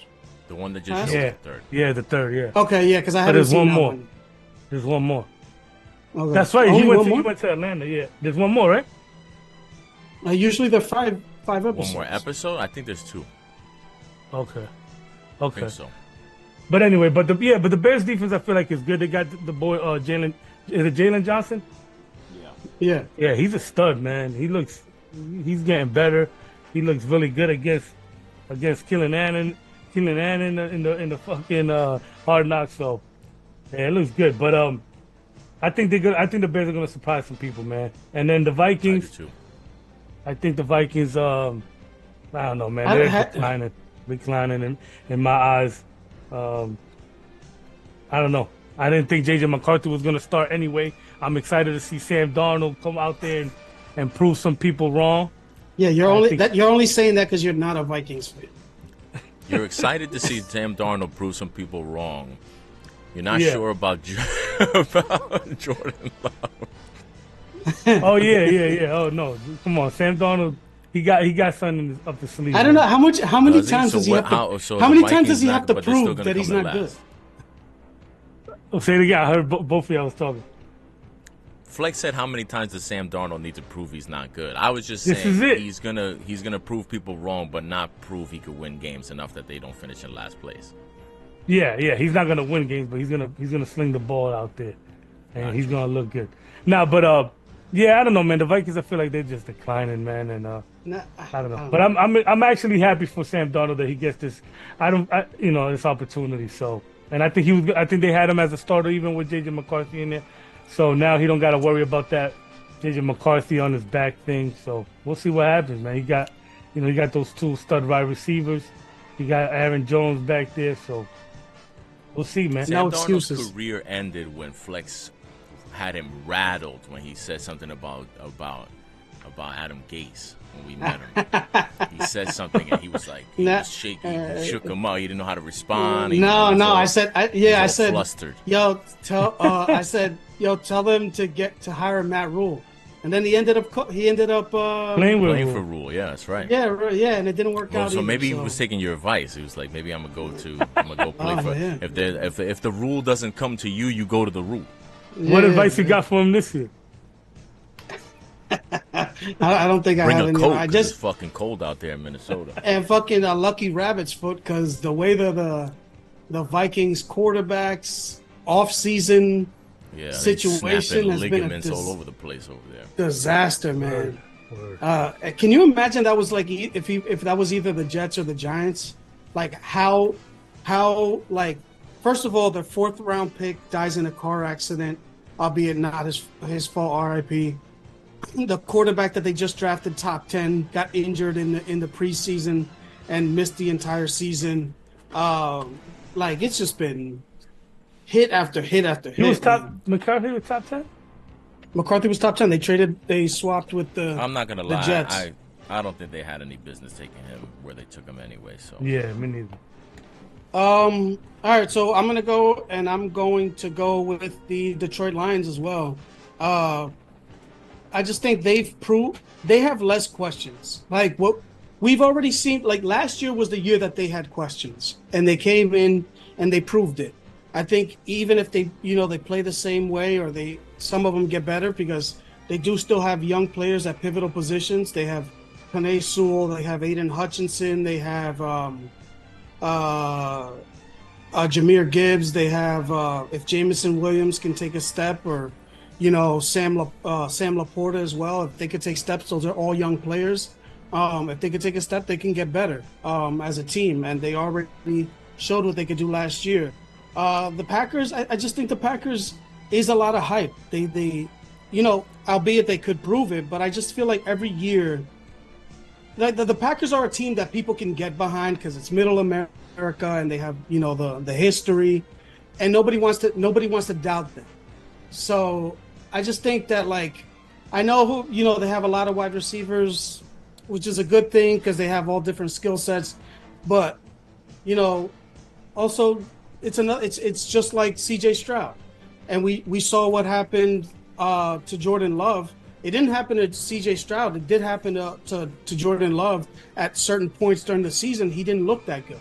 Mm-hmm. So just imagine, like, now they do have all this tape on him. Now he has the big money contract where, he feels like secure or whatever. So maybe he lets loose a little bit more. Maybe he's more susceptible to interceptions. I do think they got better in terms of running backs, because we saw what Jacobs looked like with the Raiders. I know they had a decent offensive line over there, but Packers always have a good offensive line as well. So I just don't think their defense is as good as what the Lions defense ended up being towards the end of the season. So I'm going to give them the benefit of the doubt before I give it to the Packers. So, to me, it's going to be 1-2 Lions, Packers. Like I said, the Vikings have been through so much crap, so much adversity. Maybe it's a blessing in disguise for them. Maybe they get a top 10 pick and, they get a good player and JJ McCarthy ends up working out. I don't know. I just think that it's either the Packers or the Lions, and I'm going to go with the Lions because they've shown it. I do think that for that second to third place, it's going to be a lot closer than it has been in years. Because obviously we're going to the Vikings, are completely different teams without Kirk Cousins now. I think the Chicago Bears could surprise some people. At this point, I don't know if it's a surprise, just because they do have a lot of momentum behind them. You have to is Caleb Williams going into the best situation ever for a rookie quarterback in terms of like what he has around him ever? Because how's that O-line? The O-line's pretty good. They had a top 15 Darnell Wright last year. Before that, they had Tevin Jenkins that they moved to guard. Ended up being pretty good at guard. The other two spots I'm not really sure about, but they did rank out to be a pretty good offensive line. But I just think I think he's gone into a very good situation, and you're also a very good prospect. So that's actually a really great question, because I would love to really think about that and come up with like the top rookie quarterback rookie year situations. Word. That's actually a great question. Yeah, that's dope. Because I'm saying, think about it. You have one top 10 receiver in the league. Mm-hmm. You have one perennial top 10. Whoa. Which Who's even the if top he's 10? Who's the top 10? DJ Moore. You think he's a top 10 receiver in the league? Okay. Or borderline. Borderline. He's borderline, You know what yeah. I'm saying? He's, once you get to like 8 to 12, you could probably put in any one of those. And you have a person who was a perennial top 10-ish wide receiver, and is a possession wide receiver. It's not like he's the burner or whatever. And having another number overall 8 pick, top 3 prospect as a wide receiver, I think it's a great situation. With a good defense. And Cole Kmet can ball too. Yeah, and they spent a lot of money on defense. To like kind of, how they say, kind of like the best offense is a good defense or whatever, all that bullshit. But at the end of the day, when you don't have to put all that weight on your shoulders, you can fall back on doing what you're supposed to do as opposed to trying to do too much. So I don't know. I just think it's a good situation. So it's gonna be close up there, man. I think the Vikings are far and away the fourth, just because they've gone through so much shit. It's not even all their fault. I do think the Kevin O'Connell, right? Yeah, I think he's a decent coach. Yeah, so do I. I like him a lot. Yeah, just his whole overall demeanor. I hope he does get a shot. Going to the coaching, I do think that it's another question mark for the Bears is still Matt Eberflus, because I know like he's changed the look and he did the whole, That's actually another question. Is he in the best situation of a coach that should have gotten fired the year before? Yeah. Does he have the best fucking redemption situation possible? Fail upwards. Yeah, exactly. So I think it's in that order. Vikings last, Bears, Packers, and I do think the Lions end up winning the division this year. So give me that. Nice. All right. So we have another consensus. Oh, no, not another consensus. You and Packers. But Lions, Packers, Lions. Okay. Next one. NFC South. Current reigning champion Tampa Bay Buccaneers. You have the New Orleans Saints, the Atlanta Falcons, and the Carolina Panthers. I'm taking the Carolina Panthers to win the NFC South. Come Oh, I love it. Come on. Now, I hate to do this because I want to see Raheem Morris do well. I think that I think that the Falcons will be good, and I think that they'll be neck and neck. And I don't necessarily have a ton of confidence in the Panthers. This is more about the fact that I just don't think there's any good teams in that division. I think the Saints are going to finish last, and I think Dennis Allen's going to get fired. I think he's the worst coach in the league, and I think he's going to just kind of put the nail in his own coffin this season. I think the Saints are going to be terrible. Wow. So that rules them out. And where do you go next? You want to go to the reigning champion Tampa Bay Buccaneers? I don't know. I think that Buccaneers season that they had last year was a bit of a fluke. And to tell you the truth, even if you want to say it wasn't a fluke, I think it was largely a byproduct and a production of that was brought to us by the guy who is now coaching in Carolina. Because he's the one that saved Baker Mayfield's career. And you could say that he saved Geno Smith's career the year before. And now I think he's been tasked with going to Carolina and saving their number 1 pick, Bryce Young's career. I just don't think I don't think Todd Bowles is a very good coach. I don't see any reason why I should be all in on Tampa Bay repeating. I think that they're an older team. I think that they just kind of won that division by default last year. I don't think they're very good. Yeah. I don't think anybody expected anything out of them last year. And like you were saying about teams that people don't expect anything out of, I think that now, even with a little bit of expectations on them, I think Baker Mayfield and Todd Bowles are going to turn both back into pumpkins like we know them to be. And then you have the Falcons. I mean, they're rightfully favored to win the division, but I just feel like I've been hearing this Falcons thing forever, man. I feel like I've been hearing about how the Falcons are going to do it. This is going to be the year, and I just don't believe it. I don't believe it. I don't believe that this is going to be the year for them. And I'm not 100% sold and convinced that Kirk Cousins is going to be as good as he's been coming off of a torn Achilles. Like, I'm not even 100% that Rodgers is going to come back, but Rodgers is all time. Kirk Cousins he's an all time moneymaker. But I don't know, man. There's something about what's going on in Atlanta that I just don't trust it. I don't believe in it. I think they're going to have some growing pains. They loaded up on defense, which when I first made this prediction, when I was first going through this, a week or two ago, they hadn't had the recent additions of Judon and this guy, the safety, I forget his name, but Simmons, right?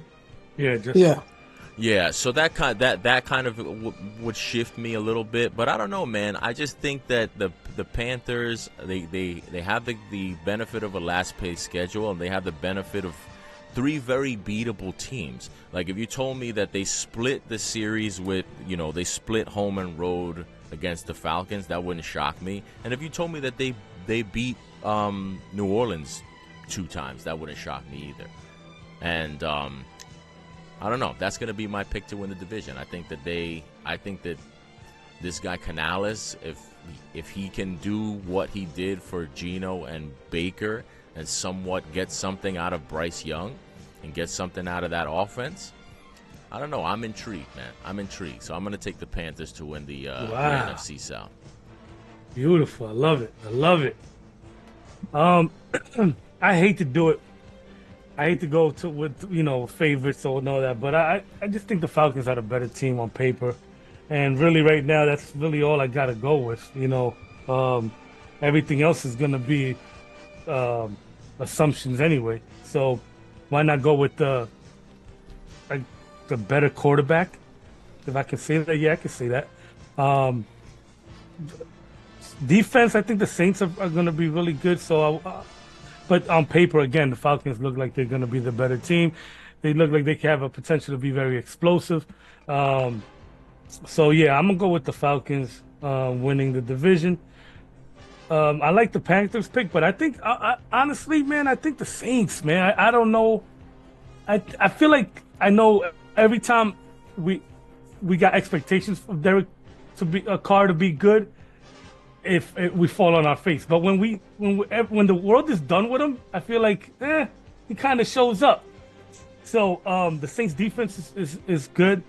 As long as I don't know what to think about their coaching.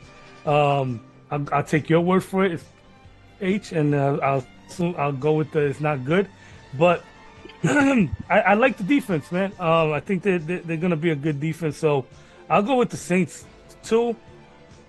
Panthers, I'll go with the Panthers 3, and then the Bucks to fall on their face and be the last in the division.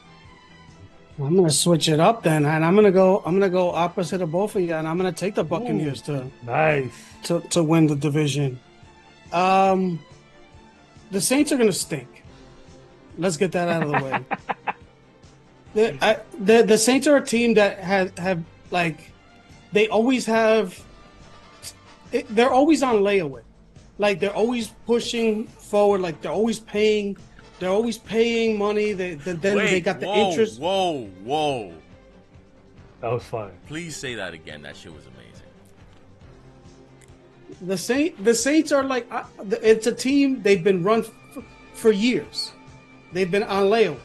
It's like imagine putting like 10 years ago putting a PlayStation 3 on layaway, right?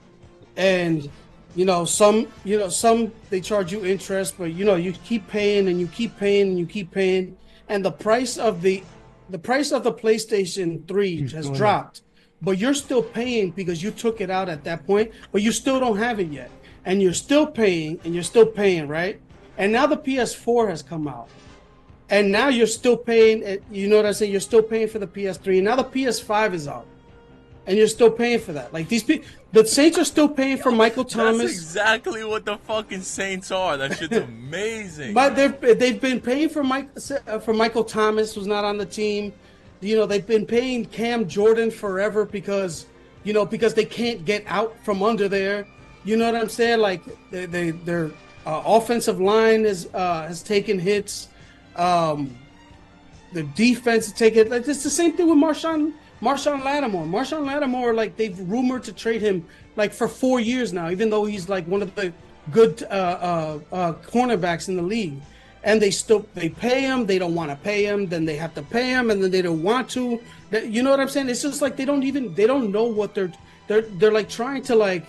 It's almost like like having like another analogy is like having not having a house, not having a garage, but having a Ferrari, where it's like, it's outside. You don't have money for the maintenance. You don't have money like to take care of it. So it's like it kind of just breaks down, and like you stop using it for a while because you don't have money. So you're taking a bus for a while.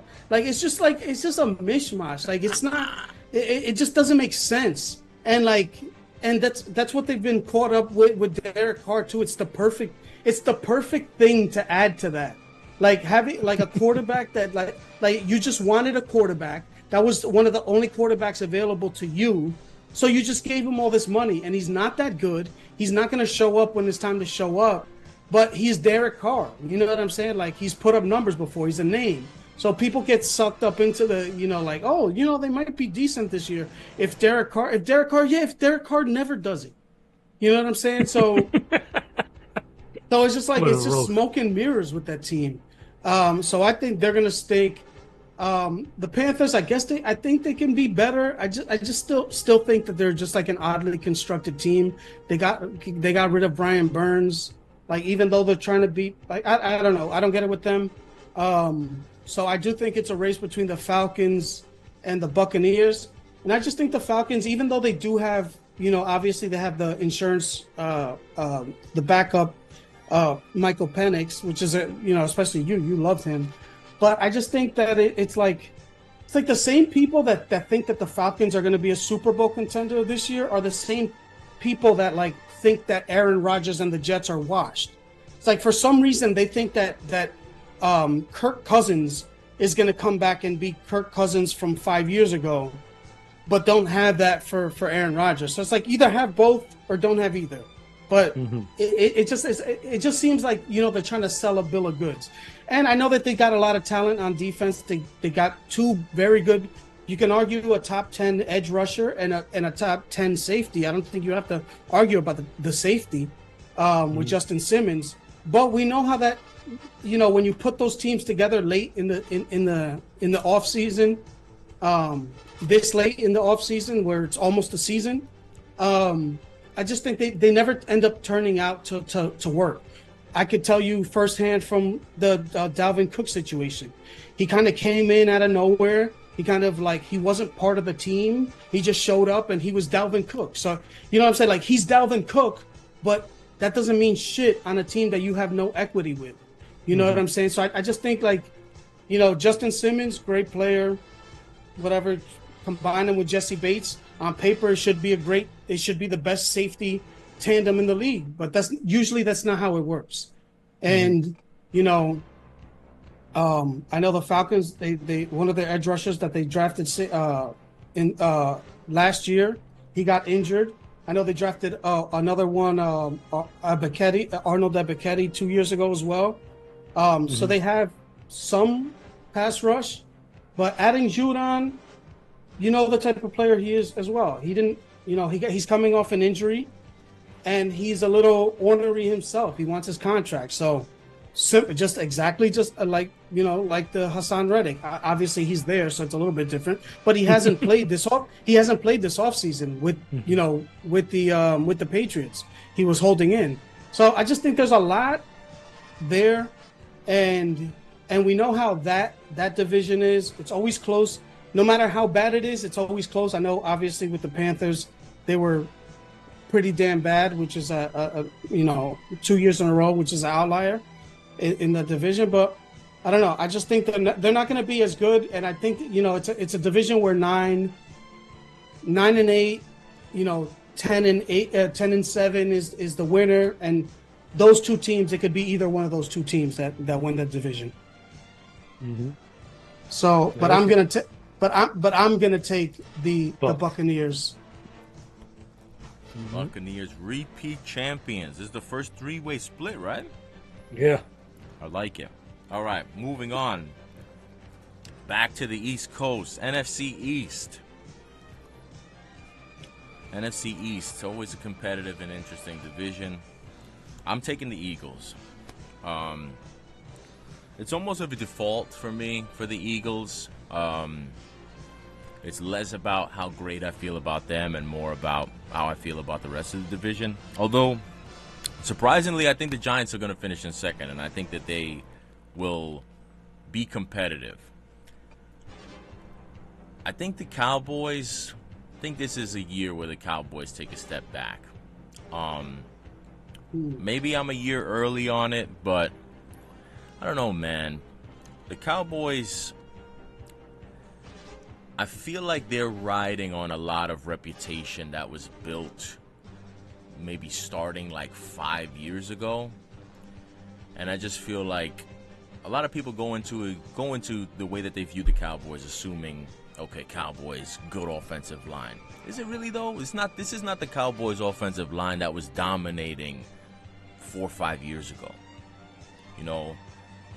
Who's running the ball for the? Are they gonna? Is it gonna be the ghost of Zeke Elliott? They're gonna breathe life back into his carcass, and he's gonna be Zeke Elliott from 5 years ago.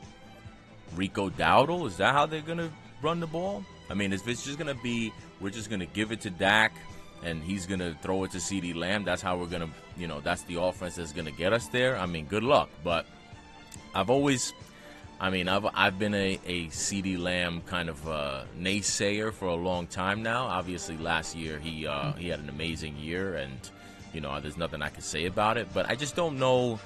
I just don't see. I think that their defense will be good, but I don't know. I don't see it for the Cowboys this year. I as y'all know, I had them picked real high last year, but this year I just don't see it for the Cowboys. And I think that the Commanders will be a kind of spicy team, but I just don't. I think that they're probably a year away from being consistently competitive. I think it'll be interesting to see what Dan Quinn does, because Dan Quinn, speaking of the Falcons, he had a pretty good run with the Falcons until he didn't anymore. But I think he's proven he's a pretty good defensive coach. I just don't think that they have the horses yet to execute defense the way Dan Quinn is going to want to. And obviously rookie quarterback, he's got a lot of promise, but he's got a lot to prove. Their big offensive, I think, acquisition was Austin Eckler, another carcass of a running back that they're trotting out there in the NFC East. And also, why did they trade Johan Dotson? Can anybody explain that to me? I have no idea. I don't know, man. But I was hoping that the Jets sort of, kicked the tires on that one, because I think the way that he started off, the Jets. Not only they trade him in the division. What are they doing? That's a dumb move. For the best. But I don't think maybe the way that team is being run, I don't think it's not. Is it football? Is it football guys? Because who they end up hiring? Oh, it was from the 49ers, right? Who's that? GM? Yeah, I think so. Yeah. I don't know who it was, but. Yeah, so I don't know. I don't know if they know how. Well, I'm sure they do, but. Well, I don't know. I was just curious as to why they would make that trade. They don't have a first round of receivers that I know of. Yeah, and I'm saying, it was an odd pick when they picked them to begin with, only because they had Curtis Samuel, Terry McLaurin, and Johan Dobson, which is it just seems like those are like three little guys, kind of like similar packages. Yeah. Kind of, you know what I'm saying? It didn't make sense. I just think that would have been a good. It would have been a good ad for the Jets, and also not trading him to the Eagles, it's going to make you look dumb if he ends up balling out over there. And he's going to eat off just the, whatever's left over from all the attention that's spent on Saquon. Who's their A.J. Brown. AJ Brown and A.J. Devontae. Brown. Dallas Goedert. Yeah. So Yeah, anyway, so it's like, coming full circle, that's another part of the reason why I'm taking the Eagles. I think that's a nice upgrade at the third wide receiver spot for them. I think the offense, I think despite losing Jason Kelce, they still should be able to do things on offense. I think obviously huge upgrade at running back. So that's where I got to stay with it. So I'm going Eagles 1, I'm going Giants 2, and then the Cowboys and the Commies can fight it out for 3 and 4. Gotcha. Yeah. Yeah, I think the Eagles got, again, kind of similar to the Falcons. They're just the best team on paper. And they just keep adding and they just keep getting better. I do feel that they're going to be small. So I'm assuming that they're going to get ran on a little bit more than they usually are. They used to being. I think they're going to be a little small defense. So, but yeah, I think the Eagles are taking that. I want to go fucking Giants here, but I just think the Giants defense is gonna be really bad, bro. Like I really think so. Like I do, man. I think the defense is gonna be really good. Okay, well, I hope you're right, but I think that secondary is gonna be trash, and I think they're gonna be offense is gonna be able to move the ball on us. So with that said, I'll go Cowboys. Just because we can't beat them, we can't get a monkey off our back. They're still a good defense. I'll go Giants and then Commanders. Again, just to the Giants, I think they're gonna have a good O-line. I think we're gonna be able to run on them. We're gonna have somewhat of a running game this year. Better, maybe a slight better, just because of the offense. I believe in Dable. I think he's gonna play. He's gonna make the right calls. He knows what he has with Daniel Jones. He's not gonna ask Daniel to do what he did last year, which was try to actually be a quarterback. I think he's gonna be more of a scheme quarterback, more of a game manager kind of quarterback, which I think Daniel Jones can do.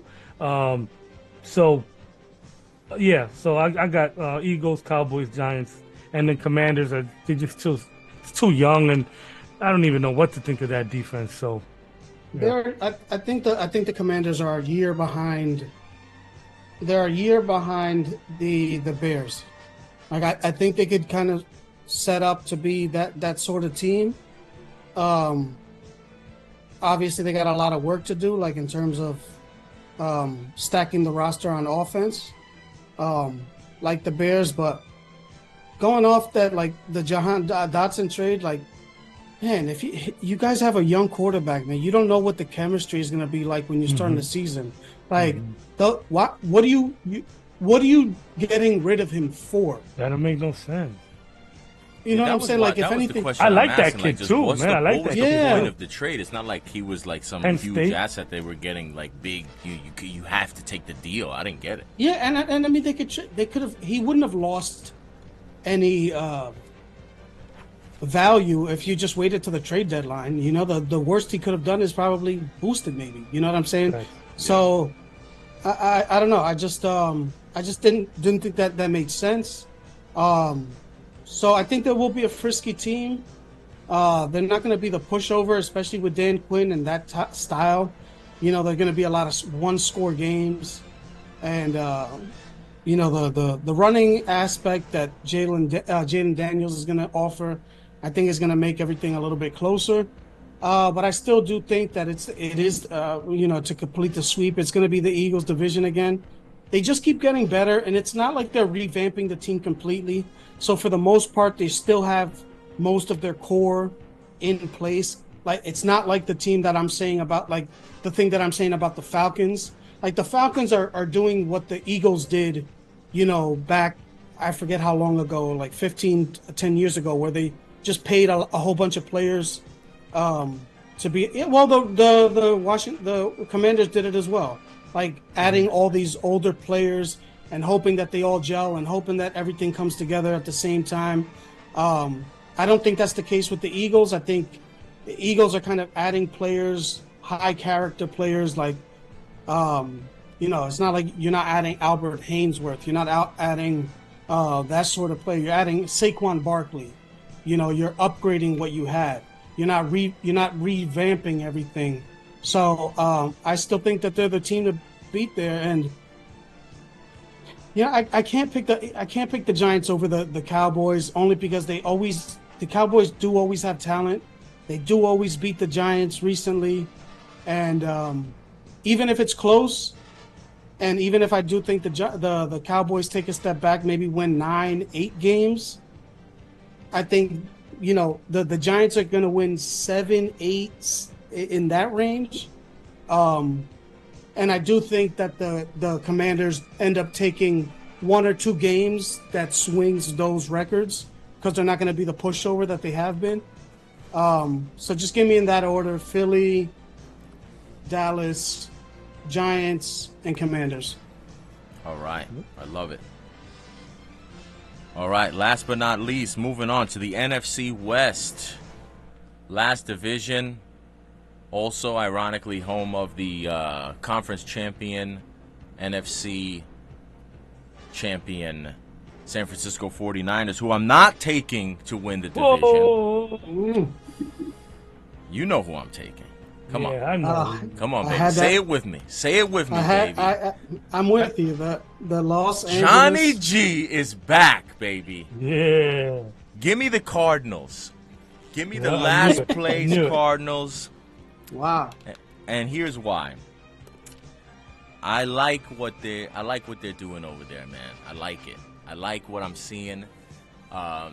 I like what I saw out of this guy Gannon last year. I actually think he's a legitimate coach. I do.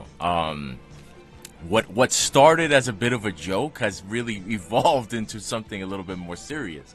I think he's a decent coach, and the one thing that kind of pulls me towards the Cardinals is just I'm concerned about the 49ers, and for a lot of reasons, in a lot of ways. I don't want to throw at them that everybody's getting selfish now because they went to the Super Bowl, but I mean, it does kind of seem that way. You got Brandon Ayuk, he wants to get paid, he wants out, and rightfully so. I'm not telling that these guys are, doing anything wrong or whatever, but Trent Williams is obviously, he's got his problems with the organization, and I just feel like the Niners almost feel to me like a team that you can make it there once and lose, and it's always hard to kind of keep that fire to get back to the Super Bowl, to go through that whole path again. But to go through it that second time and lose again in OT the way that they did, I feel like you want to talk about like a Super Bowl hangover that traditionally happens when teams lose Super Bowls. I feel like there can't be a worse Super Bowl hangover than to lose a game in overtime, and not only lose a game in overtime, but it's essentially a lot of the same parts of a team that already lost the Super Bowl a couple of years back. So I'm not going with the 49ers. I don't really know what's going on with them. I also feel like McCaffrey, he's always been an injury risk. He was able to stay relatively healthy the last couple of years, but I don't know, man. He's already started this year with an injury. Like, if you're telling me McCaffrey's going to be missing a couple of games, I think that's a team that's going to be in trouble. I'm kind of intrigued by Seattle. I want to see what McDonald can do with that defense, because I feel like there's a lot of talent on that defense, a lot of young talent, but they need to find a way to put it together. So I'm intrigued by Seattle, but to me, at the end of the day, I know this is going to sound wrong to say, but if I'm ranking quarterbacks, I think Arizona has the best quarterback in the division. And this is coming from somebody who's not even a huge Kyler Murray fan. But I just feel like if you were telling me I got to take a quarterback out of those 4 starters, and I got to take them to lead me to a division title, Stafford, I love Stafford, actually. But I just feel like he's at a point in his career between him kind of fighting the injury bugs all the time, and I just feel like he just gives off to me the vibes of a guy who won his chip, got his new teeth fixed, living the LA life, having all kinds of stories now coming out with his wife. He just doesn't seem like he's locked in. Rams lost Aaron Donald, which I don't feel like anybody's talking about. It's a pretty big deal. Guy's going to be a first ballot Hall of Famer. He's not going to be on your team anymore. That's significant. I think the biggest problem for the Rams is going to be that their defense is no good, and I don't know how reliable their quarterback is going to be. I feel like, as much as I've never been a huge Kyler Murray fan or believer, I was interested in seeing how he played under the situation and circumstances he did last year, where he didn't have a coach that was tailor-made and brought in to be his guy like he did with Kingsbury. He was playing for a team that was expected to be a last-place team, didn't have a ton of talent, and I was actually impressed. I was actually impressed with how hard he played. He put his body on the line, and he was able to pull together a couple of wins at the end of the season, including one against the Eagles, who I picked to win the NFC East. I don't know, man. I'm interested in seeing what happens over there, and I'm going to take the Cardinals to win the division. I think Seattle will come in second, and then I think the Rams and the Niners can fight it out for last place. Wow. Spicy. Very. Spicy meatball. I like it, though. I like it. As for me, well, since you keep picking all the favorites, somebody has to have some guts out here. I don't, you know, I don't gotta go to the, I don't gotta cross the border and buy my guts on the black market. Well, like Barry Robbins. It's funny you say that, because that's exactly what I'm gonna do here, and I'm gonna go with the 49ers to win the division. I disagree with the quarterback take, but I do. I am high. I like Murray more than I think a lot of people do. I think I still pick Stafford as the best quarterback. But the Niners, they're still loaded. It's not like, you know, it's not like they lost anybody. Do the Niners have the worst quarterback? I still give Geno Smith the tail end of that. So yes. I think Geno Smith is still he's the worst quarterback in that division. Yeah, in that division, yeah. And then I'll go Brock, which is, you know, not saying much. But the kid, that's the thing. Like when I'm making this pick, I'm like, okay, quarterback. I always start there, right?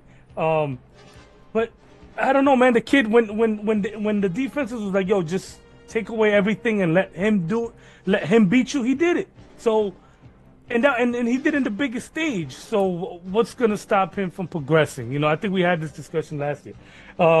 So I think that there's still some progression there to be made. So give me the 49ers, the best overall team, I believe. So, and then my second, man, you really sold me the Cardinals, man. But I still got to stick with my boy McVay and the Rams.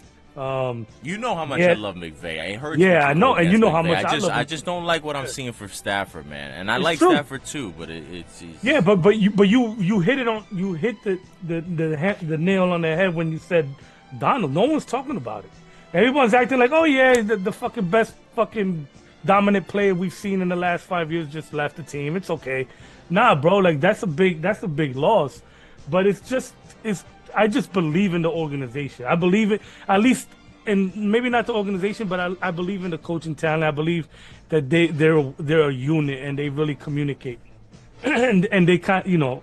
So I believe in that structure there. So I'll go with the Rams. But I think the Cardinals is gonna make it tight, man. I think the Cardinals are gonna be right there with the Rams. I think they're gonna do their upset specials again this year. They're gonna be better than what people are expecting them to be.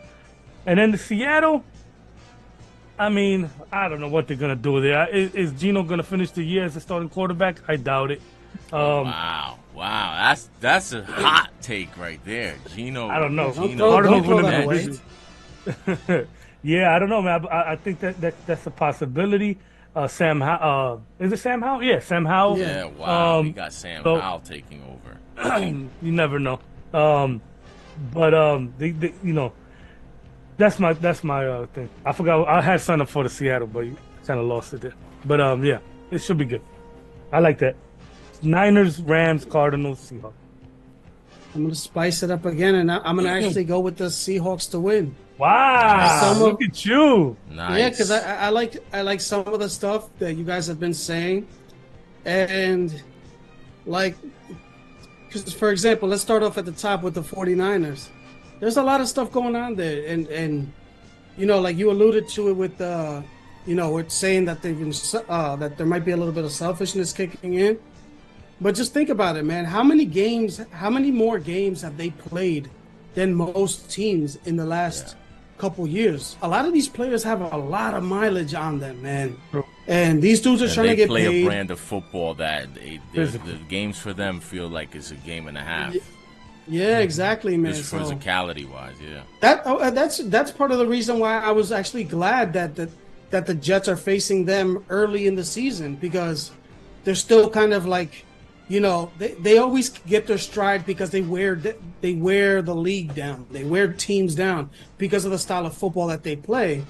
But it's like, if you're worn down already, like how much more wearing down are you willing to do? And it almost seems like these guys have realized that, yo, we can't keep wearing down like this. Like, if we make another run like we're supposed to, let's say quote unquote supposed to the Super Bowl, since we're favorites, co-favorites or whatever, that's another 20 games that I'm putting onto, putting on my body. We did 20 last year. We did 19 the year before. You know what I'm saying? It's like, it's almost like the LeBron James thing, where it's like LeBron James, played 6 seasons, but in reality he has an extra season because of all the playoff games that he's played in all of the seasons that he's in the playoffs or whatever. So that's a factor. Another factor is like, all right, is the Shanahan stuff getting stale? Like, you know what I'm saying? Like, the defense didn't look the same last year as it did the year before, obviously with DeMeco Ryans. This year, obviously, their offense is taking a hit in its current state. So I think that kind of knocks them down a little bit. The Rams, I haven't been in tune as much as the stuff you're saying with Stafford, but Stafford, he still plays good, but he's hurt. He had been through some stuff with his wife. He's kind of set, he got his contract or whatever, so he's protecting himself. He's been beat up in his career.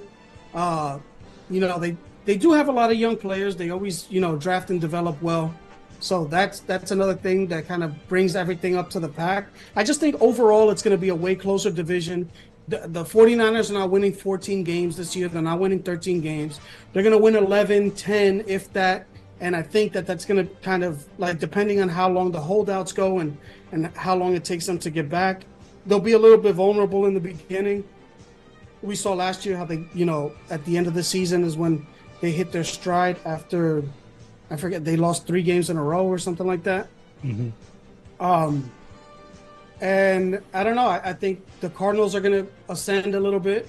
I mean, I'm obviously not as high as Robert over there, but I see what he's saying, and I don't know. I think everything's going to be. And the Seahawks, they've had a little bit of, they have a lot of continuity. They do have their, the 3 weapons with Lockett, DK Metcalf, and Jackson Smith and Jigba. They got Kenneth Walker. I'm sure they'll have another 1 or 2 running backs in the stable in case he goes down for 2 games. They still got Charbonnet, right? Yeah, exactly. And I'm sure they drafted another running back because they draft one every year. And I just think that the defense is. I think the defense. Honestly, if you see, I think yesterday they traded away a cornerback, Michael Jackson. They traded away a cornerback. That must mean that another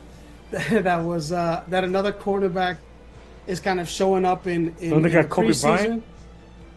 Yeah, I mean, shout out to Kobe Bryant. He literally corpses on their team.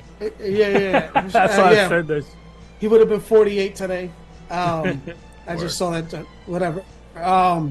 And Darryl Taylor, they just traded away one edge rusher, so that must mean that another edge rusher that they've drafted recently has kind of stepped up. So they have a program similar to the Rams. They're always getting new players in. You know, I know they're not the biggest of names, but I just think that they always show up. So I think that this division is going to get a lot closer. I think the fourth place team is going to have 7-8 wins, which is pretty respectable. So I don't know. Just give me the Seahawks, 49ers, Rams, and the Cardinals, but a lot closer. Maybe tie. Maybe the last two teams are tied. Wow. Nice. I love it. So there you have it. Those are the division picks. Now, last but not least, the return box. La Caja. Box is back. Can one of y'all? Instead of Matt I'm LaFleur, gonna try to keep La record Caja. of this, but say again. I said instead of Matt LaFleur, Matt La Caja. Yes. Okay. So here's how we're gonna do it. I'm just gonna pull every ball that comes out in order. That's gonna be where they finish in the division. So if the first ball to come out is a Packers ball, Packers win the division. If the next ball to come out is a Lions ball, they come in second, so on and so forth. Okay. Does that make sense? So you have only the divisions in there right now? I'm gonna do north, south, east, west. Okay. Never mind. Do you have all the balls in there, or just the division balls in there? I got. I'll figure. No, I got north, south, east. All the balls are in here. Okay. I didn't want to do I could have done that where I didn't want to have to redo the thing every time just for 4 balls. I just figured we just in the order they come out. That's how they come out. If the Chiefs is the last ball to come out, then they're the fucking last place team. That's how we're gonna do And I wouldn't doubt it either. And they're gonna be the first ball now. Wow. Come up a on, little Giants! bit. Come on, Giants! All right, number 1. The Chargers. Let's go! Packers. Just like The I said. G-Men. Just like I said. The Packers Green were Men. Number 1. Number 2. Oh wow, there goes my fucking Panthers pick. Cheeks, Atlanta Falcons. We're 2-2, Boxy. Is that too close? Can it now read? we Is it- see. I got it. All right. We 2-2, Boxy. Packers, Keep it going. Falcons. Yeah, you're looking good so far. Number 3. Bears, second place in the NFC North. Damn, I wanted to do that, but couldn't. Number 4. Chargers. Oh, that sucks. Chargers winning the AFC West. Wow. Big said they're gonna be the worst team in the division. Wow. Cardinals. Oh, you hit it. Cardinals are out.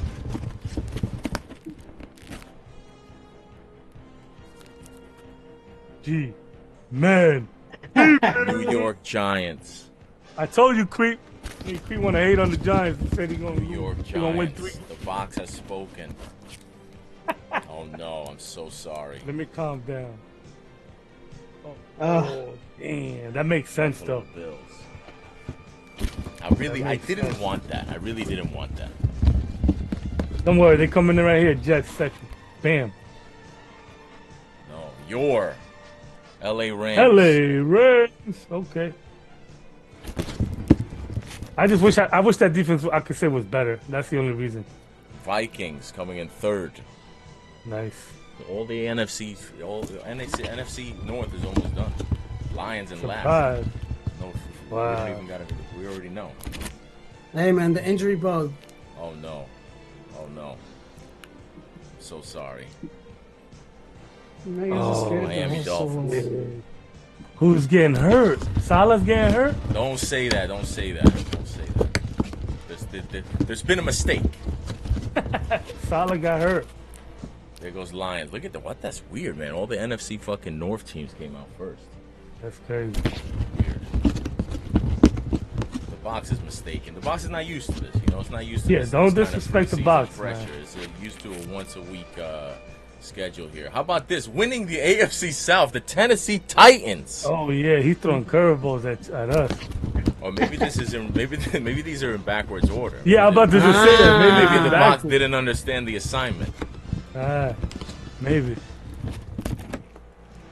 Pittsburgh Steelers. Ooh, that's because we all taking hated the on AFC them. North. We all hated on them this time. Indianapolis Colts, second place, AFC South. And there go, finally, the Jets. Dun, dun, dun. Well, maybe they're tied for first. Is that? It looks like, yeah, it must be tied or second. Well, I thought the Patriots were gonna fucking be first. Commies, Commanders. Ooh. In second. Yes. Seattle Seahawks. Ooh, what's that? First? No, third. Second. Third. Second? No, Third. third. No, yeah, no, 'cause we already third. had Cardinals and Rams. Yeah, So 49ers going to be last. just like you Eagles. said. Yep. So Cowboys are last there. Yep. Bengals.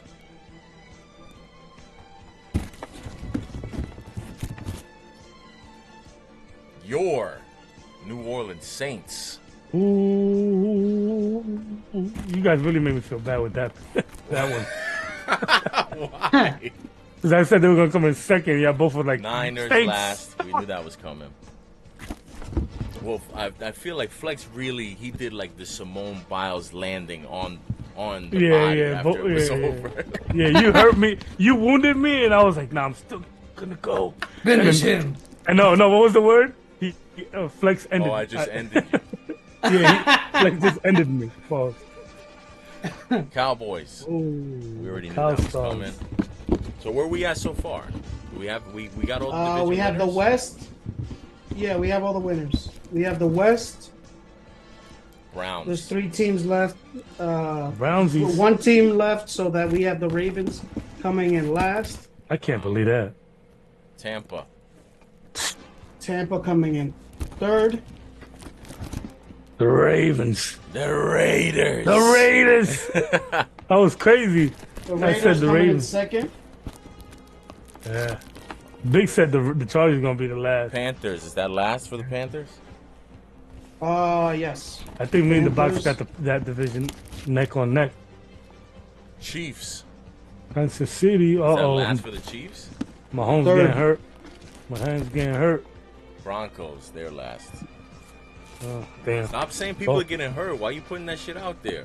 I'm saying the box is telling me. The box is not telling you people are getting hurt. That don't mean they're gonna get hurt. Okay, we get suspended for fucking betting. Jags. The Jags. Jaguars. That means The Ravens. Ravens. 2 left. Last 2.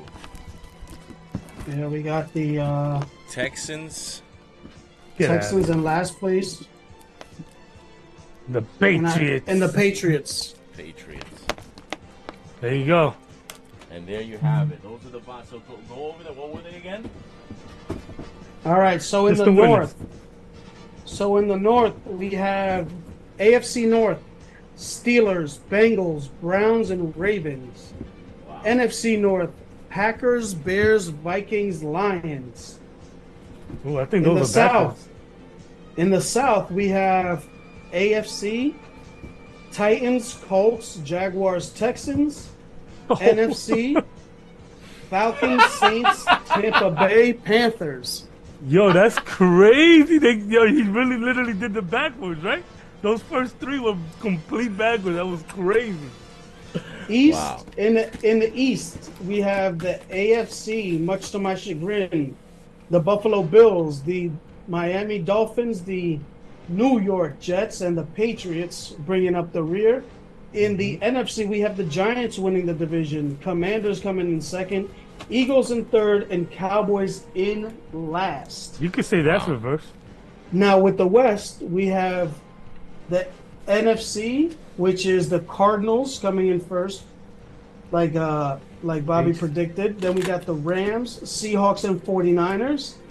And in the AFC West, we have the Chargers, Raiders, Chiefs, and the Broncos.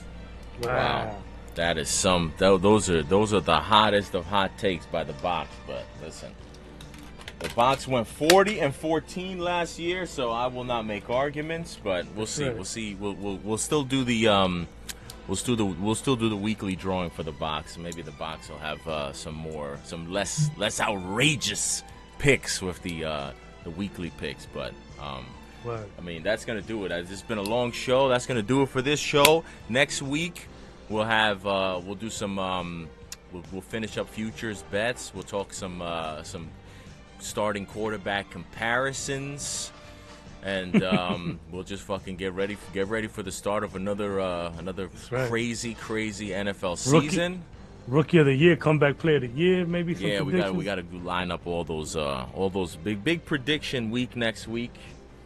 We've already gotten all the main predictions out of the way. We'll do our finalized 2024 predictions next week. But till then, you out with the song that was selected by Word Life to close out the show. Hey, I love this joint. And with that, we say good night. We say good morning, good afternoon, and good night.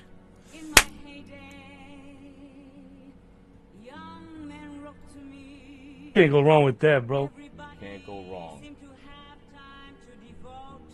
Fade this out. I don't think I can fade this out. I